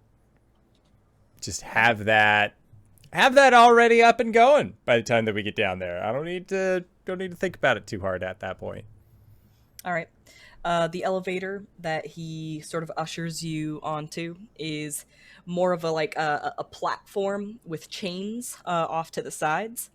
And as you go and stand on the platform, you feel it kind of like moves underneath your weight. He pulls a lever, and the gears move to connect with that spinning gear on the side, and you begin to descend. And you go and you go and you go for what seems like an eternity, as you have to descend about 100 feet to get into the belly of the Sunblight Fortress, until finally it stops. You're in a dark room, but you can tell that it has opened up somewhat. How is Kuori handling her vision? How long do I have? You have Eyes of Night for 8 hours, so Okay. you're good. Cool. Sounds good. I'm then. handling great. Yeah, there's like an See- extra little silver tinge to Corey's eyes if you look close enough, and it's just the Raven Queen magic. It's got that like reflectiveness from the back of the eye that ravens have. Mm. You see a pair of double doors in front of you. Well, All right, well, I think we should be as quiet as we can be, and okay. Goes Let's and go. just opens the doors. All right. You open the doors to find two Duragar guards facing you, and they both kind of startle a little bit at the sight of you. And they start to reach for their weapons, but they kind of stop and like look at each other. have you tried the mushroom ale? Lydia will immediately like think into their heads the passphrase that Liz has forgotten the exact wording of. We prefer a more potent poison. And they both kind of sit back and cross their arms and like look away like didn't see nothing. This is working. This is working. This is working. Corey's just gonna thumbs up and just head to the other double doors. All right. You would know that these doors lead to the throne room, and you can hear that there is some a little bit of movement behind these doors. Lydia asked them how many people are behind these doors. Are we still within 60 feet of our friends back there? By the first set of doors? Yeah, because the map. One of the guards sort of scratches his nose, and then raises a couple of hands for 7. That's a lot. We got this.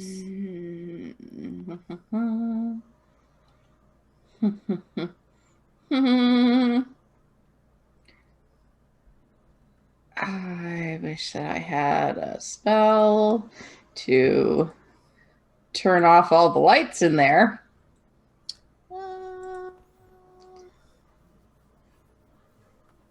Like darkness?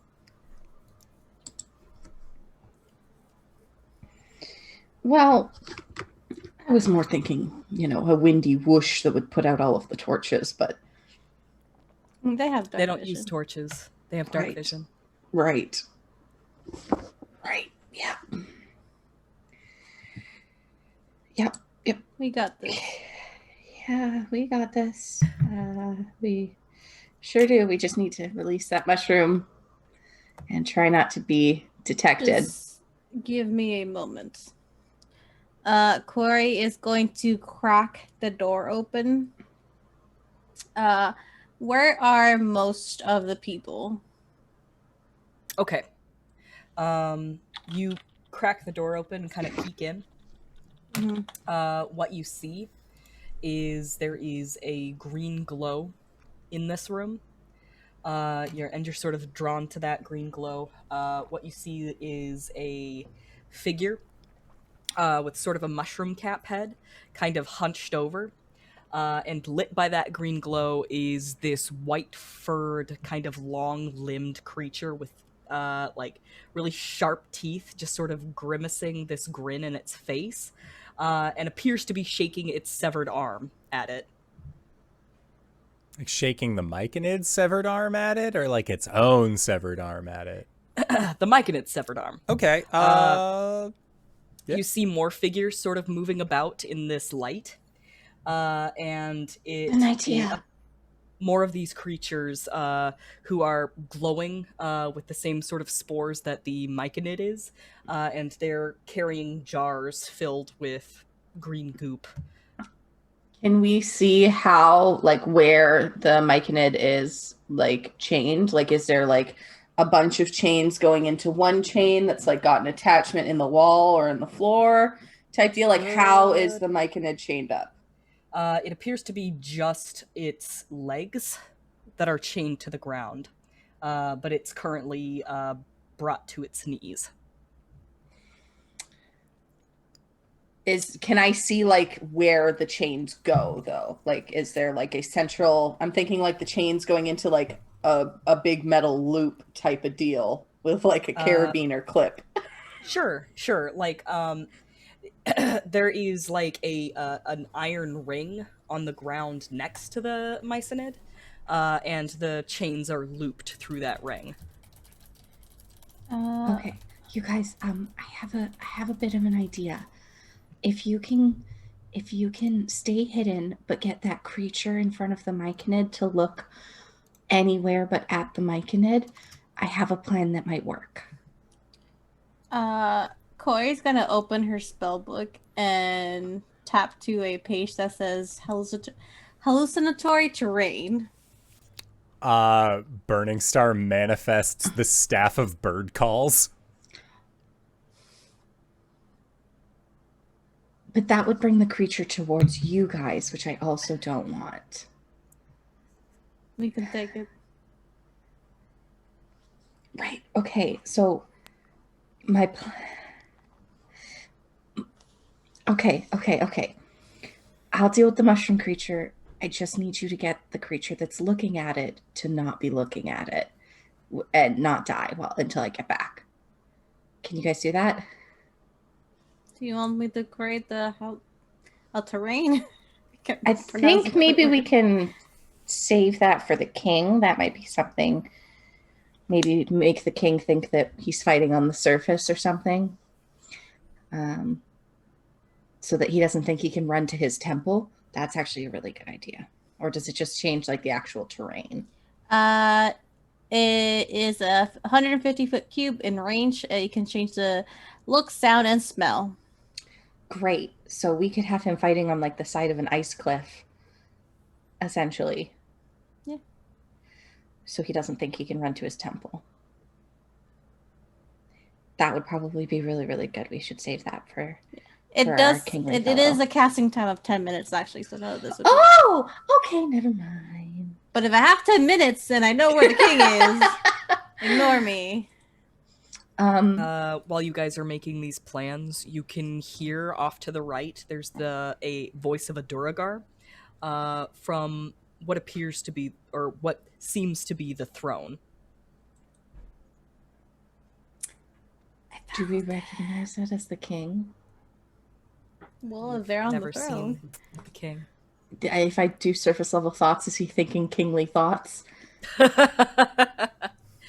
you have to see him in order to do that? No. No. Okay. He's not thinking kingly thoughts. He's thinking snobbish princely thoughts. Ah, okay. Is it this son? Nah. So Lydia will telepathically say to Hart and Kuori, good luck. I love you. We'll see if this works. And you see Lydia sort of like hunch down and bring her arms in front of herself and lower her hands to unclasp her sort of fur shoulder pad thing that she wears all the time. And as she releases the latch and lets go of the fur, it morphs into black feathers as you see two large raven wings sprout from the backs of Lydia's shoulders. And she is going to sneak out the door and immediately fly up to the ceiling as sneakily as possible. Sounds like it's time for some stealths. I can fly! She can fly, she can fly. And we have plus 10, yeah? Natural 20. Nice. If there was ever a time to get a natural 20 stealth check, it's right now. So that would be a total of 31. That's really fucking good. You are the shadows. The shadows in the night. No. So Shadow hide you. Lydia's plan is to kind of wait in the shadows at the ceiling until there is some sort of distraction, and then she wants to fly down and unhook the myconid without causing a disturbance to it, if you get my meaning. I see. Okay. Well, all of those creatures, those big, fuzzy, long-limbed creatures, which I will, here on out start to refer to as quaggoths, are basically kind of focused on the myconid. So, Waiting for that distraction. I will, as that happens, I'm actually going to cast Seeming on me and Hart, or Burning Star, to Okay. look like two quaggoths. Ooh. All right. And up to a range of 60 feet, doors open. Staff of bird calls, yo. What's one thing that they most certainly haven't heard down here in the Underdark? Birds. Turkey! oh god! Oh no! Sorry, I've got turkey trauma. Nights in the courtyard. Oh, God. Somebody please just read the words turkey trauma. You see thing. you see the white quaggoth, like his ear like tips back in that direction, kind of like he turns his head, and he sort of moves very animatedly, sort of almost snake-like, I would describe him. He turns his head and his shoulders follow as he sort of rearranges himself to like look in that direction, and he sees two more approaching quaggoths. From the direction that quaggoths are not supposed to approach, and he turns his head like, you're doing seeming, right? Yes. Is there a insight check that you can do against You can't change.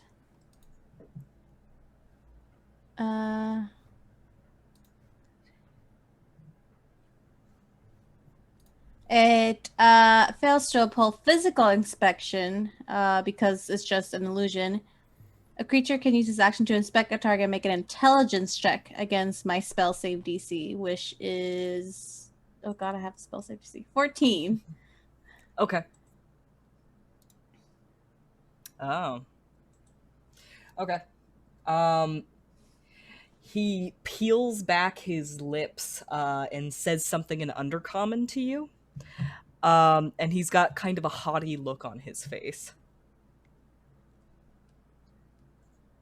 Does anybody understand Undercommon?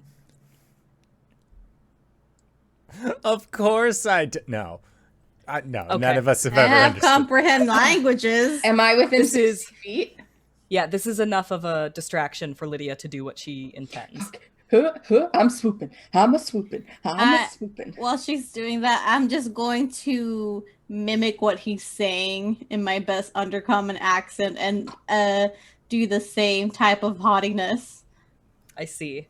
So he kind of sits back on his digitigrade legs, and his big beefy arms are still long enough to reach the floor, and he just kind of claws the floor in front of him as he continues smiling ghoulishly at you, and he repeats what he just said a little bit slower now, like as though he's mocking the way that you just said it. Like, your accent is terrible. She's gonna do it, but like in like a mocking tone. He like he stares at you for a second, and then he just gives like this bark that you can determine is a laugh, and he just looks at the other spore-laden quaggoths behind him, points at you guys, says something to them, and they all start to move towards you. Let it happen. It's aggressively. So, Lydia, what are you doing? I am trying my best to unchain this myconid. Okay. I don't know if they gave rules for this mic and its chain, so I'm going to... That seems weird that they wouldn't do that. They usually do something like that. Yeah, like it has like so- the amount of hit points. What's your approach here? Are you gonna try and like just find a lock and like undo the lock, or are you breaking the chain somehow? I think that Lydia would 100% look for a lock first, considering strength is not her strong suit. Okay. And I will also like psychically speak to the myconid and say, "I'm unchaining you, friend. Okay. Please do not be scared." Do you know like the sound of kind of like leafing through thick folders, just kind of like brrrr? Mm-hmm. It kind of makes that noise at you, but like in a surprised fashion, sort of like brrrr. And like you see those glowing green eyes turn to look at you, and like you get the idea that it like is familiar with like telepathic communication, but it's not exactly used to other people initiating it. I will just like look at, as I'm like rifling as quietly as possible with this chain, just like give him like the myconid, just like the warmest eyes and like, please trust me type of face as I'm trying to figure out these chains. All right, give me a sleight of hand check.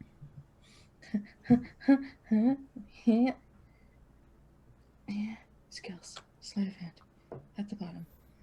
Only a +1. That's unideal. 12. Okay. You begin fiddling with this lock. Do you have thieves' tools at all? I have tinkerer's tools. I will allow that. Okay. That works for me. You begin to fiddle with this lock. I'm going to say that you get the idea that you can probably get this picked, but it's going to take you around to do so. Fair and valid. I will around- communicate that to our myconid friend and be like, soon you will be able to seek your revenge on those that have wronged you.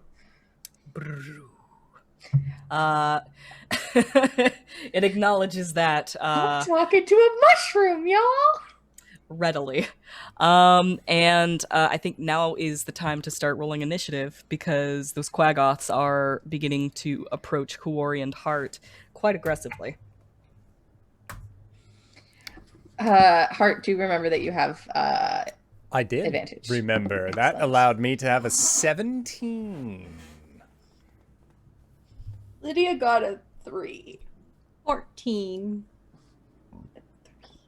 17 for Hart, 14 for Kuori,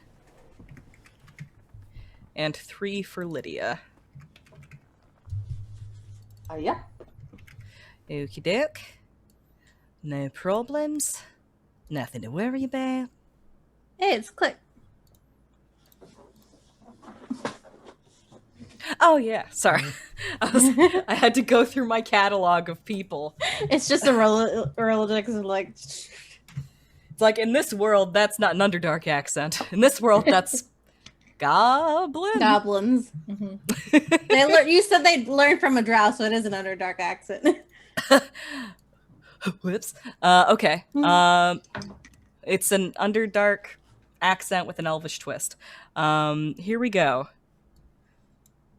So, at the top of the round is one of the Quaggoth Spore Servants. Gotta open up its stat block so I actually know what it does. So these 4 guys are kind of moving a little bit more sluggishly, and they have these spores kind of just pouring out of different bits of them. And they start to pick up momentum. I'm going to say that this one's coming towards you, Hart. It starts moving a little bit faster, and it rushes out in front of its leader and comes at you, like, first with its shoulder and then with its entire arm as it attempts to claw you twice. 21 to hit. Oh, it's too high. 6 slashing damage, and the second one's going to be a 7, so that's a miss. Yeah, that is Then it's Hart with another Spore Servant on deck. I have a really important question. Okay. Normally, the spell Plant Growth is all normal plants within range of the spell's casting. Sure. Myconid. Interesting. Normal, not normal plant. I would say that it qualifies as not normal. All right, cool. Then my villainous plan that I had is no go. I think plant growth also takes like 10 minutes. No, it's instantaneous. Oh. Yeah, that's very nice. Wow. If I focus on it for 8 hours, it becomes fertile for a year. But that is neither here nor there. So I have a Spore Servant on me. Then there's the one that was making fun of Kuori. So I am gonna use one of my Starry Form magic missiles and go after the duder who has the arm of the Myconid. The Quaggoth leader? Yeah. Okay. So then that's 8 plus 3, so 11 points of force damage. Okay. And I feel Ouch. like the seeming was up. He got struck. Magic missiles are coming off. Like the I think burning. the seeming stays. I would say, like, if anything, like, his Quaggoth form now just has, like, this large burning eye coming from it. And then he terrifying. rears back, makes his archer form, or makes his archery stance, and then just looses forth his starry form archer towards Quaggoth again for a 19 to hit. That's definitely going to hit. Okay, and then that is going to be for a total of 7 points of radiant damage. Okay. Were you attacking the Quaggoth leader or the Quaggoth? Okay. Leader. I'm not hitting any of these spore servants because they're a secret tool that we'll use later. I see. All right. You said 19? 19 to hit for 7 points of damage. Okay. Gotcha. That's me. You're muted. It's a funny story when you use numbers in your numpad, or rather, buttons in your numpad as your mute button. Sometimes when you're doing math, you'll accidentally mute yourself. And that's the first time that's happened to me. Whoops. Okay. Next is another Spore Servant with Kuori on deck. Conveniently enough, it's going to come for you, Kuori. Several tabs are open. A 10's not going to hit you. Nope. And a 7 also isn't going to hit you. Nope. So it swings at you twice, but it's just moving too slow. You easily sidestep it. Kuori, it's your turn. With the other Spore Servant on deck. Core's gonna go straight for the leader as well. And she's going to do 2 longsword attacks. 14. 14's gonna hit. Okay. Are you attacking the Spore Servant? The Quaggoth leader with the myconid arm. Gotcha. Go on. It's gonna be 10 points of damage on the first hit, and then the second hit is a natural 1, so that's not gonna hit for a 7. Okay. And that is my turn because I am not having her do any magic-y yet. All right. The second Spore Servant, or rather the third Spore Servant, is going to come up to you, Kuori, and attempt to attack you. 21. That hits. I am going to use my Cosmic Omen, which was slatted at woe. So I roll a d6 and it subtracts from that attack roll. Okay. That's a 5. So that's 16. Pretty good. That would make it a 16. I don't think that hits. Nope. 18, baby. Amazing. So what does it look like when Hart prevents this attack from hitting? It's one of the Spore Servants. So I would think that it is like Spore Servant is about to strike out towards Kuori. And Hart's head just like quickly turns towards where the battle is taking place. The eye just like flares up really quick. But it almost looks like the Spore Servant just got like hit in the head kind of thing. Like their head just sort of like cocks back really quick and they're sort of like put a little bit off kilter. So when they go to make their attack, it's just not like it can't land. They are just not able to. It will. So it basically like tries to attack Kuori and like it gets like kind of stopped halfway through. Little it bit. looks sort of confused and it goes for its second attack. 23 to hit. That hits. All right, 5 slashing damage. Okay. All right. After the Spore Servant, there is a shout from the throne, and you see a white-haired Duragar sort of stand up. He's got a belt with all sorts of trinkets and trophies sort of hanging off of it. And he shouts something in Undercommon, as it seems that he's trying to raise some sort of alarm.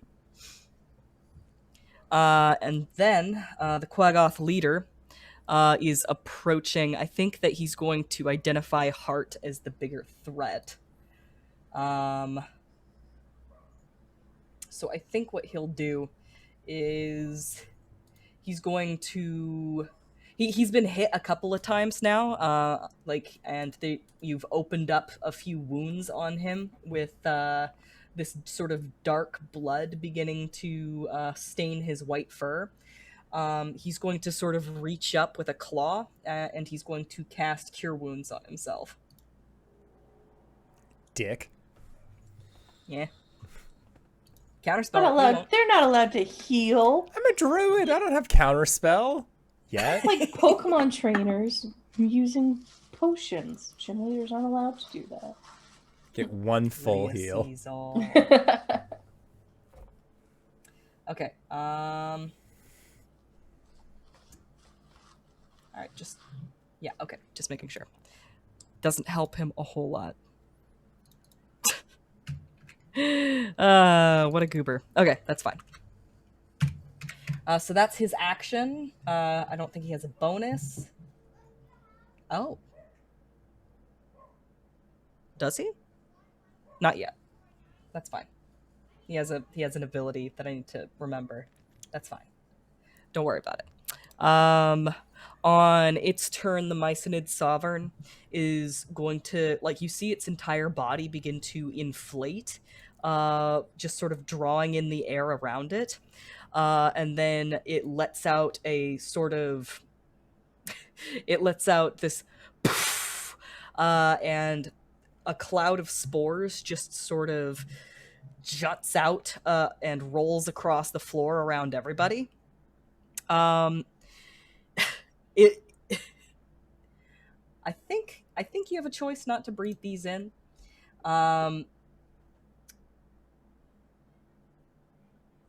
Just says that it affects creatures within 30 feet. All right, yeah. It poofs out these spores, and suddenly everybody's brains get a whole lot noisier as you can hear everyone's thoughts. Chris. Lydia will just start listing off, like in her head, she is just going to start listing off the names of everyone that she loves and is fighting for. So it will be a repeating list of Lucas, Kuori, Hart, in no particular order. Oh, bless. Danica, like that, she's just, because she doesn't want to give away any of their plan, nothing. She is just chanting the names of the people she loves and whom she is trying to protect. Okay. Lydia, it's your turn.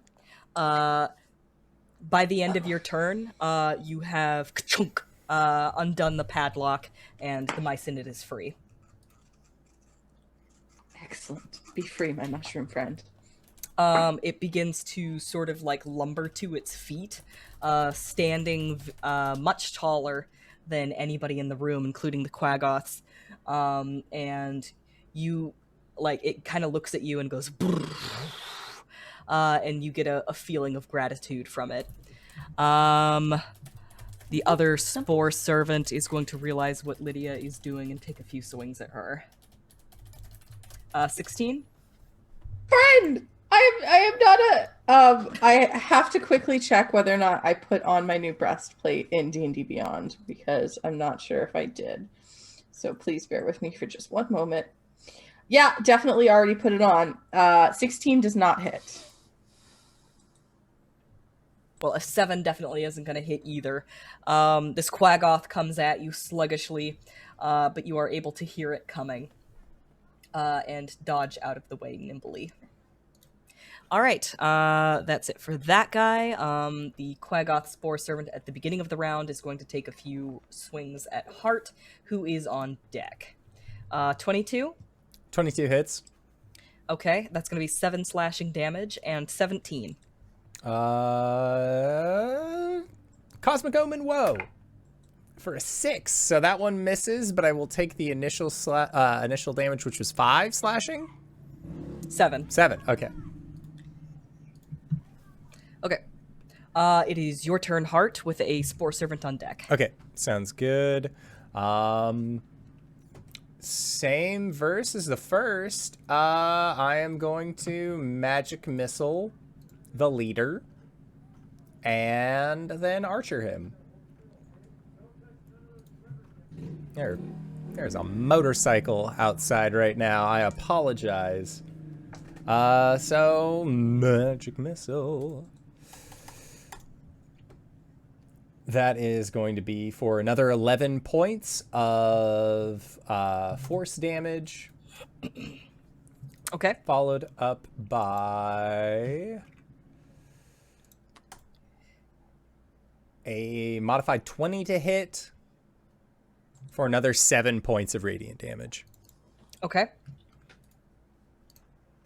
It's looking pretty rough. That's all I got. All right. The Spore Servant on Kuori is going to take a couple of swings at it, or at them. Gosh. Doing my best here, you guys. It's okay. I have little brain. 16 to hit. Does not hit. Okay, and then the 7 is not going to hit either. Kuori, it's your turn with a Spore Servant on deck.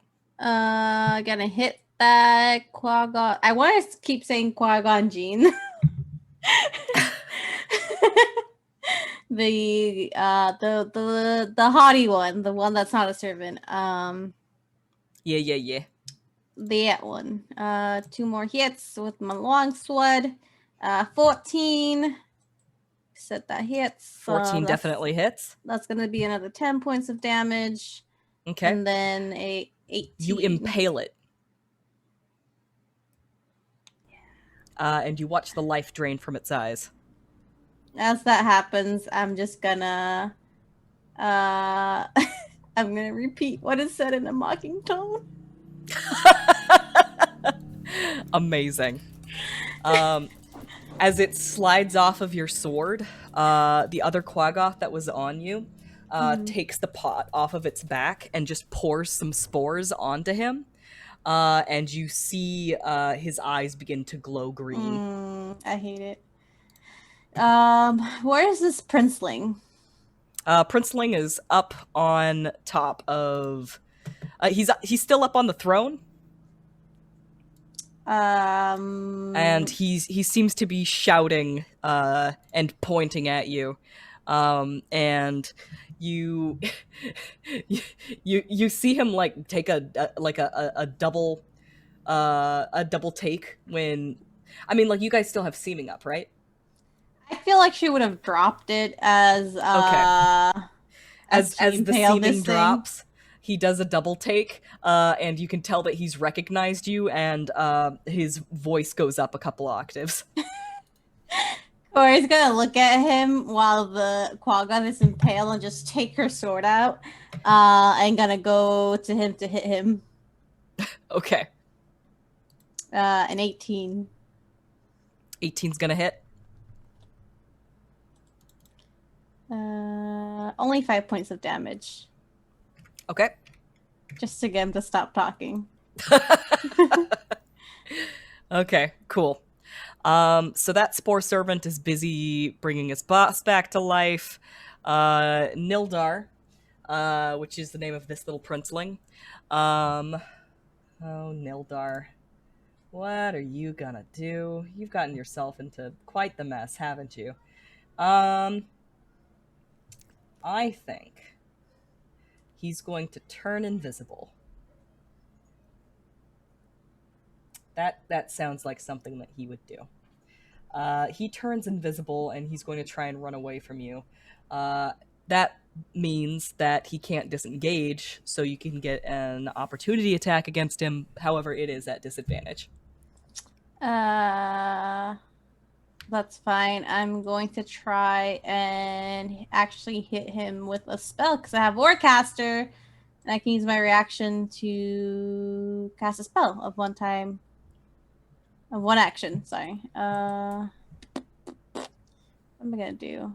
I'm gonna use. Okay, I'm gonna use Lightning Lure.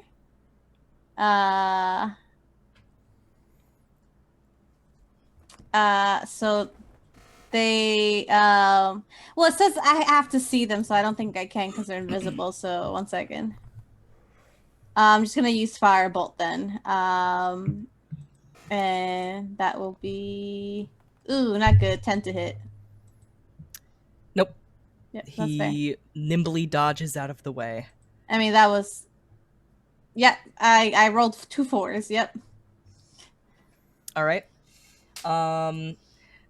Scary Quaggoth boss. is going to shudder back to life and take a wild swing at the closest person. I'm pretty sure that's Hart. Yeah. Oh, natural 20. Okay. Oh no. That's fine. So that's going to be max damage for 18 slashing damage. Oh, that's fine. Not preferable, mind you. And with his wounded fury does an additional 6 damage. Okay. And now he's going to take his second swing. As you do. 11 will not hit you. No. That's correct. So basically, he's lying on the ground, and I think that Burning Star has, like, deemed him as no longer a threat and is, like, looking elsewhere. When suddenly a claw just digs into his side and jerks him back. And as he tries to get him again, Burning Star is able to evade the second strike. You done messed up, boy. The Myconid Sovereign on his turn is going to get in between a couple of Spore Servants and just sort of like beat into its own chest, and a different colored cloud of spores is going to come out of its body, and they need to make a couple of Constitution saving throws. Which they are going to fail, and the two of them both go stiff as they are stunned. Lydia, it's your turn. So seeing all of this unfold, Lydia has a mental question about one of her spells, and Liz is trying to figure out how she wants to phrase the question. Okay. As plainly as possible. Yes. Okay.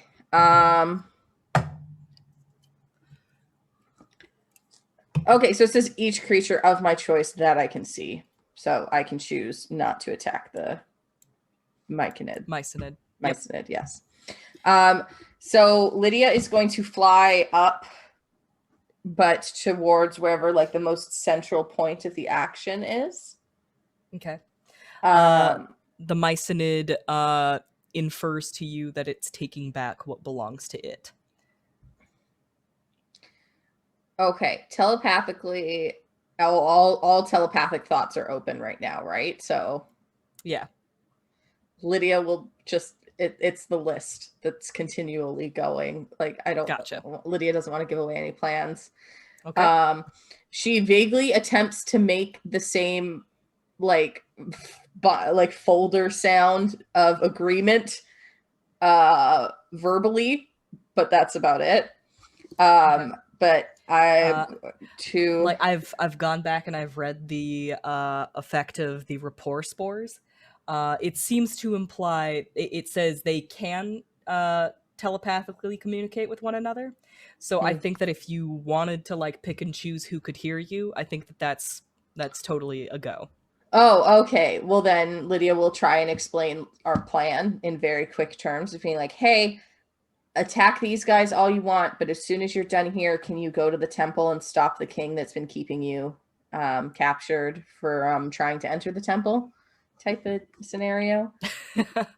The Myconid Sovereign says that basically their plan right now is to take control of the Spore Servants here and then find out what they're going to do from there.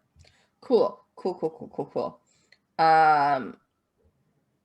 So it changes my plan a little bit. So the Beastie Boys that are still up, how many of them are there? There's the prince. There are two of them that are stunned by the Sovereign. There are two of them that are still on the attack. There's the boss guy, and the prince has gone invisible. So 3 visible. I don't have see invisibility hostiles. up still. That's unfortunate. Lydia is going to take out her bell and cast Toll the Dead at the guy holding our new mushroom friend's arm, the leader. Okay. So they need to make a wisdom saving throw of 15 or higher, please. Okay. Say again who you were attacking? The leader. Leader. Okay. 18. Dang it. Well, then nothing happens. But y'all hear the sound of a creaking ship fill the throne room. Okay. That's... Yeah, actually, what I will do, because it's a bonus action, and I only used a cantrip, I'm going to hit Hart with a lovely healing word, just at first level. Where's my D4? Can't find my D4. I'll just Still appreciated. Oh, Okay. 8. 8 points back. Thank you. You are welcome.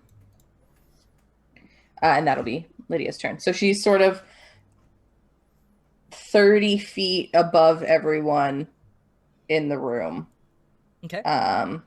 In like the center of the action, but up. Gotcha. All right. I can fly. She can fly, she can fly, she can fly.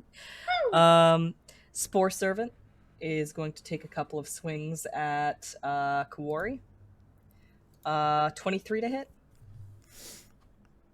Yep. 9 slashing damage. And then 18 to hit. Out. Yep. 6 slashing damage. Out.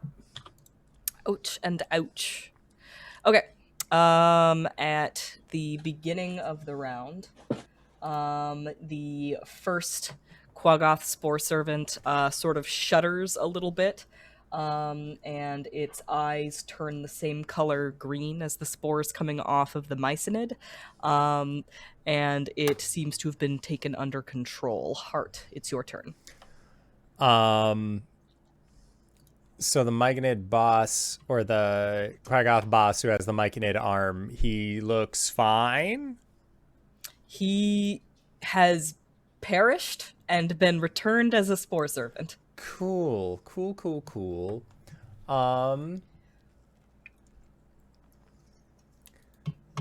Yeah. I'm gonna magic missile him. If it ain't broke. For a total of 10 points of force damage, and then my radiant blast.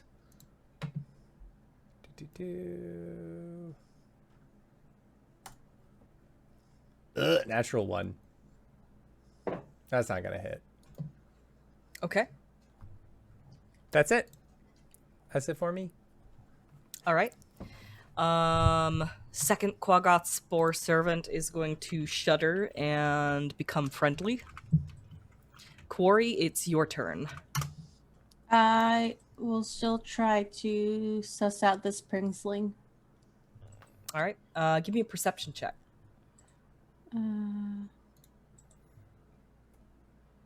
16. You spot, or rather, you can hear his little princely footsteps, sort of sprinting across the room. Okay.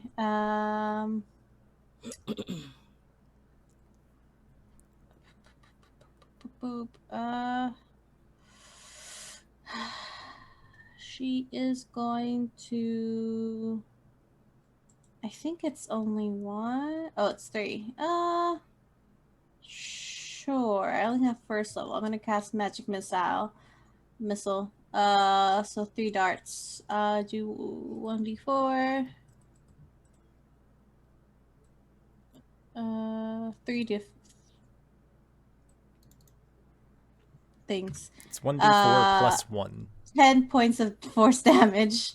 All right. Well, he's gonna have to do a concentration check. That's a 20. He's still invisible. Yeah. You hear him go, ah! Yeah. But And then some Yosemite Sam style cursing. okay. Rassum, frassum. That is my action. Okay. That's all I got. All right. Anything else for you? I'm gonna use second wind because Okay. I'm a little. That's probably a good move. Yeah. Not gonna lie, it's a pretty Okay, good move. Yeah. No, I got 12 back. That's good. All right. A spore yeah. servant is going to come running at you, and it's gonna try and make it your problem. 14's not gonna hit, but a 24 definitely is, as you take 6 slashing damage. Yeah, that's fair. Good thing I did the thing. Good thing you did the thing. Yeah. You can invisibly, you hear Nildar continue to try and shout and raise an alarm. Outside, you can hear the sound of arms. Not like, arms, but like people raising weapons. Yeah, exactly. Like the rattling of weaponry and armor. Krob, which is the name of this leader fella, is intent on just making sure Hart has a bad day. So he's coming at you. A 7's gonna miss you, and then a natural 1's definitely gonna miss you. I think that Burning Star has this guy's number now, and as he's swinging at you now a lot more clumsily and slowly since he's been zombified, you're just like very easily and deftly, smoothly even moving out of his attacks. And even as you are doing this, the Mycidid Sovereign comes up from behind him. And he reaches back to attack once more, and the Mycinid Sovereign just catches his arm with his one remaining arm, and pulls him in as it releases more spores. Oh, yeah, he's gonna be your friend now, as he is stunned by the Mycinid. Lydia, it's your turn. Okay, so there is one more how should I say, hostile spore servant, and also the invisible Nildar who is calling in reinforcements. If he's invisible but talking, do I know where he is? Yes, you know where you can target. However, you'll be doing so at disadvantage. Oh, dang it.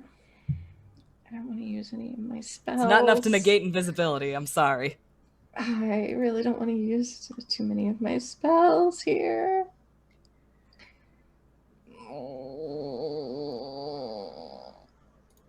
It's almost like it's a catch. It's almost like that's what they want you to do. Yeah, it's almost as if my DM has given me a particularly difficult task and I gotta choose whether or not to save my firepower for a king or prevent said king from being informed that we're here. It's Dungeons and Dragons! Hey! Danae, you're a treasure. Thank you so much. Okay. I love you. I love you too so much. I just don't know what to do. Lydia can see that Kuori's looking pretty hurt. How's Kuori looking? Pretty hurt? She is not too horrible, not as bad as before. She's she her tattoos glow, she looks a little healthier, then she got hit again, it's fine. Okay.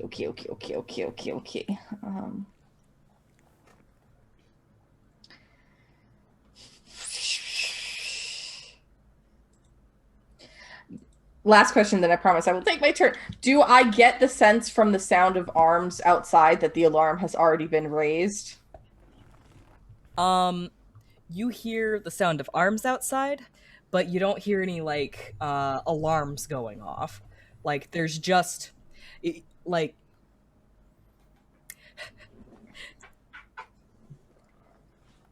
the reason I'm You're asking is staging a coup. I would say that the fortress hasn't been alerted yet, but the guards standing outside definitely have. Okay, so Lydia would like to use her action to cast Toll the Dead at whatever remaining creature aside from the prince Okay. is still up. What kind of save is that? I know It that's is a a save. wisdom save. Okay. Which they're not good at. That's How's great. a 12? Not good enough. My DC is Okay. so. What is the? Have they lost hit points yet? Unfortunately, no. Damn it. Okay, that's 2d8 then. Give me my 8. There's my 8. 1. Yeah, that's right. You're past 5th level. 2. Okay, so that is 7 plus 5, 12 points. Okay. Of necrotic damage. That's still a decent amount of damage. Dang. And then I would like to use Lydia would like to use her bonus action, her movement, to fly above the doors, the double doors that exit. Mm-hmm. I have 50 feet of movement. Is that while I'm flying? Is that enough to get there? Yeah, that's reasonable. Okay. And she would like to telepathically say the code word to the guards outside the door. I don't have to see them. I just have to be within 60 feet of them. Okay. There is no friendly response. But that was a good move. Okay. I like your moxie. Okay. Thanks. Try my best here. All right. That's my turn. But she'll stay hovering above the door in case they come in. This Quaggoth Spore Servant is going to take a couple more swings at Kuori. Ah. An 8 is going to miss, but a 19 just might. Yeah. All right, that's another 5 slashing damage. Ow. At the end of this turn in the round, the doors at the head of the throne room throw open, and 4 Duragar guards come streaming in.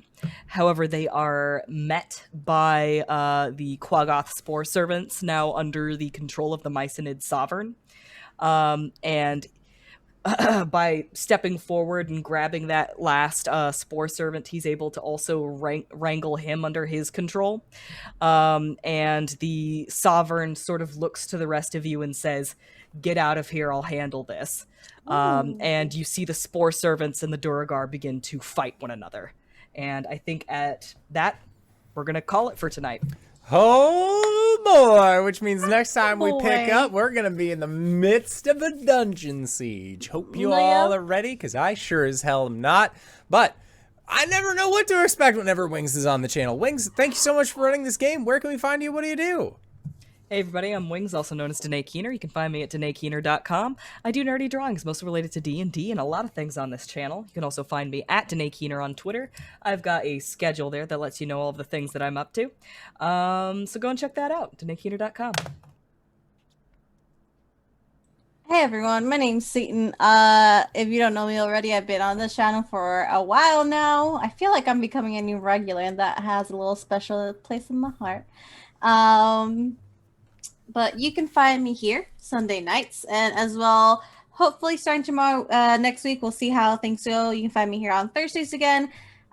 Before our break, I was here on Thursdays playing Masked, like indoors. All those awesome VODs are on YouTube. We're gonna be playing City of Mist next Thursday, hopefully. And you can also catch me over at the Hive Goblin Sunday morning, specifically 12 hours before this starts at 10 a.m. EST. And I'm DMing for a few friends of mine. They are in a new arc with an old boogeyman of theirs. Soon next week, you should be able to catch me at Plot Hunters. We're starting back our 4th season that is also in the Underdark. So you like the little bits of Underdark here, you may like that. And God, I don't think I have anything else. But you can find me here. You can find me on Twitter, Elizavamp. I do arts and other stuffies. And that's it. That's me. I'm tired. Oh, hi everybody. It's me, LizMac. You can find my social medias. I have a fancy dancy new link tree. So it's linktree / liz.mac. That's got all my socials on it, Twitch, Twitter, and all that fun stuff. Since you last saw me here on Sunday nights, my lovely game Operation Tango, which was featured last week here on this very own channel with our master hacker and our sexy agent. Has released on Xbox platforms, which is really, really cool. And it's been great to welcome in more players to our community. It's 100% crossplay, and we have a friend pass. So if you want to grab a copy, that information is also in my link tree, or you can follow my studio account, which is at Clever Plays on Twitter, and Clever Plays Studio here on Twitch. I'm here every single Sunday night that we have a game, and yeah, much love to all of our other players, and thanks again, Danae, for running the game. And if this is your first time joining us, hey everybody. Hi Acorns. How's it going? It's me, your buddy, your pal, your friend, the indoor adventurer, your local sexy secret agent. If this is your first time joining us, you can go to youtube.com/indooradventures to check up on all the VODs of each of the games that we have played up until this point, including full playthroughs of Curse of Strahd, Ghost of Saltmarsh, Waterdeep Dragon Heist, Tyrant Security, Tomb of Annihilation, Masks, The Green Sun, all of the backlog of Monster Noir before you can catch us at our actual series that we're going to be having with it. That'll be regular and not just once a month maybes.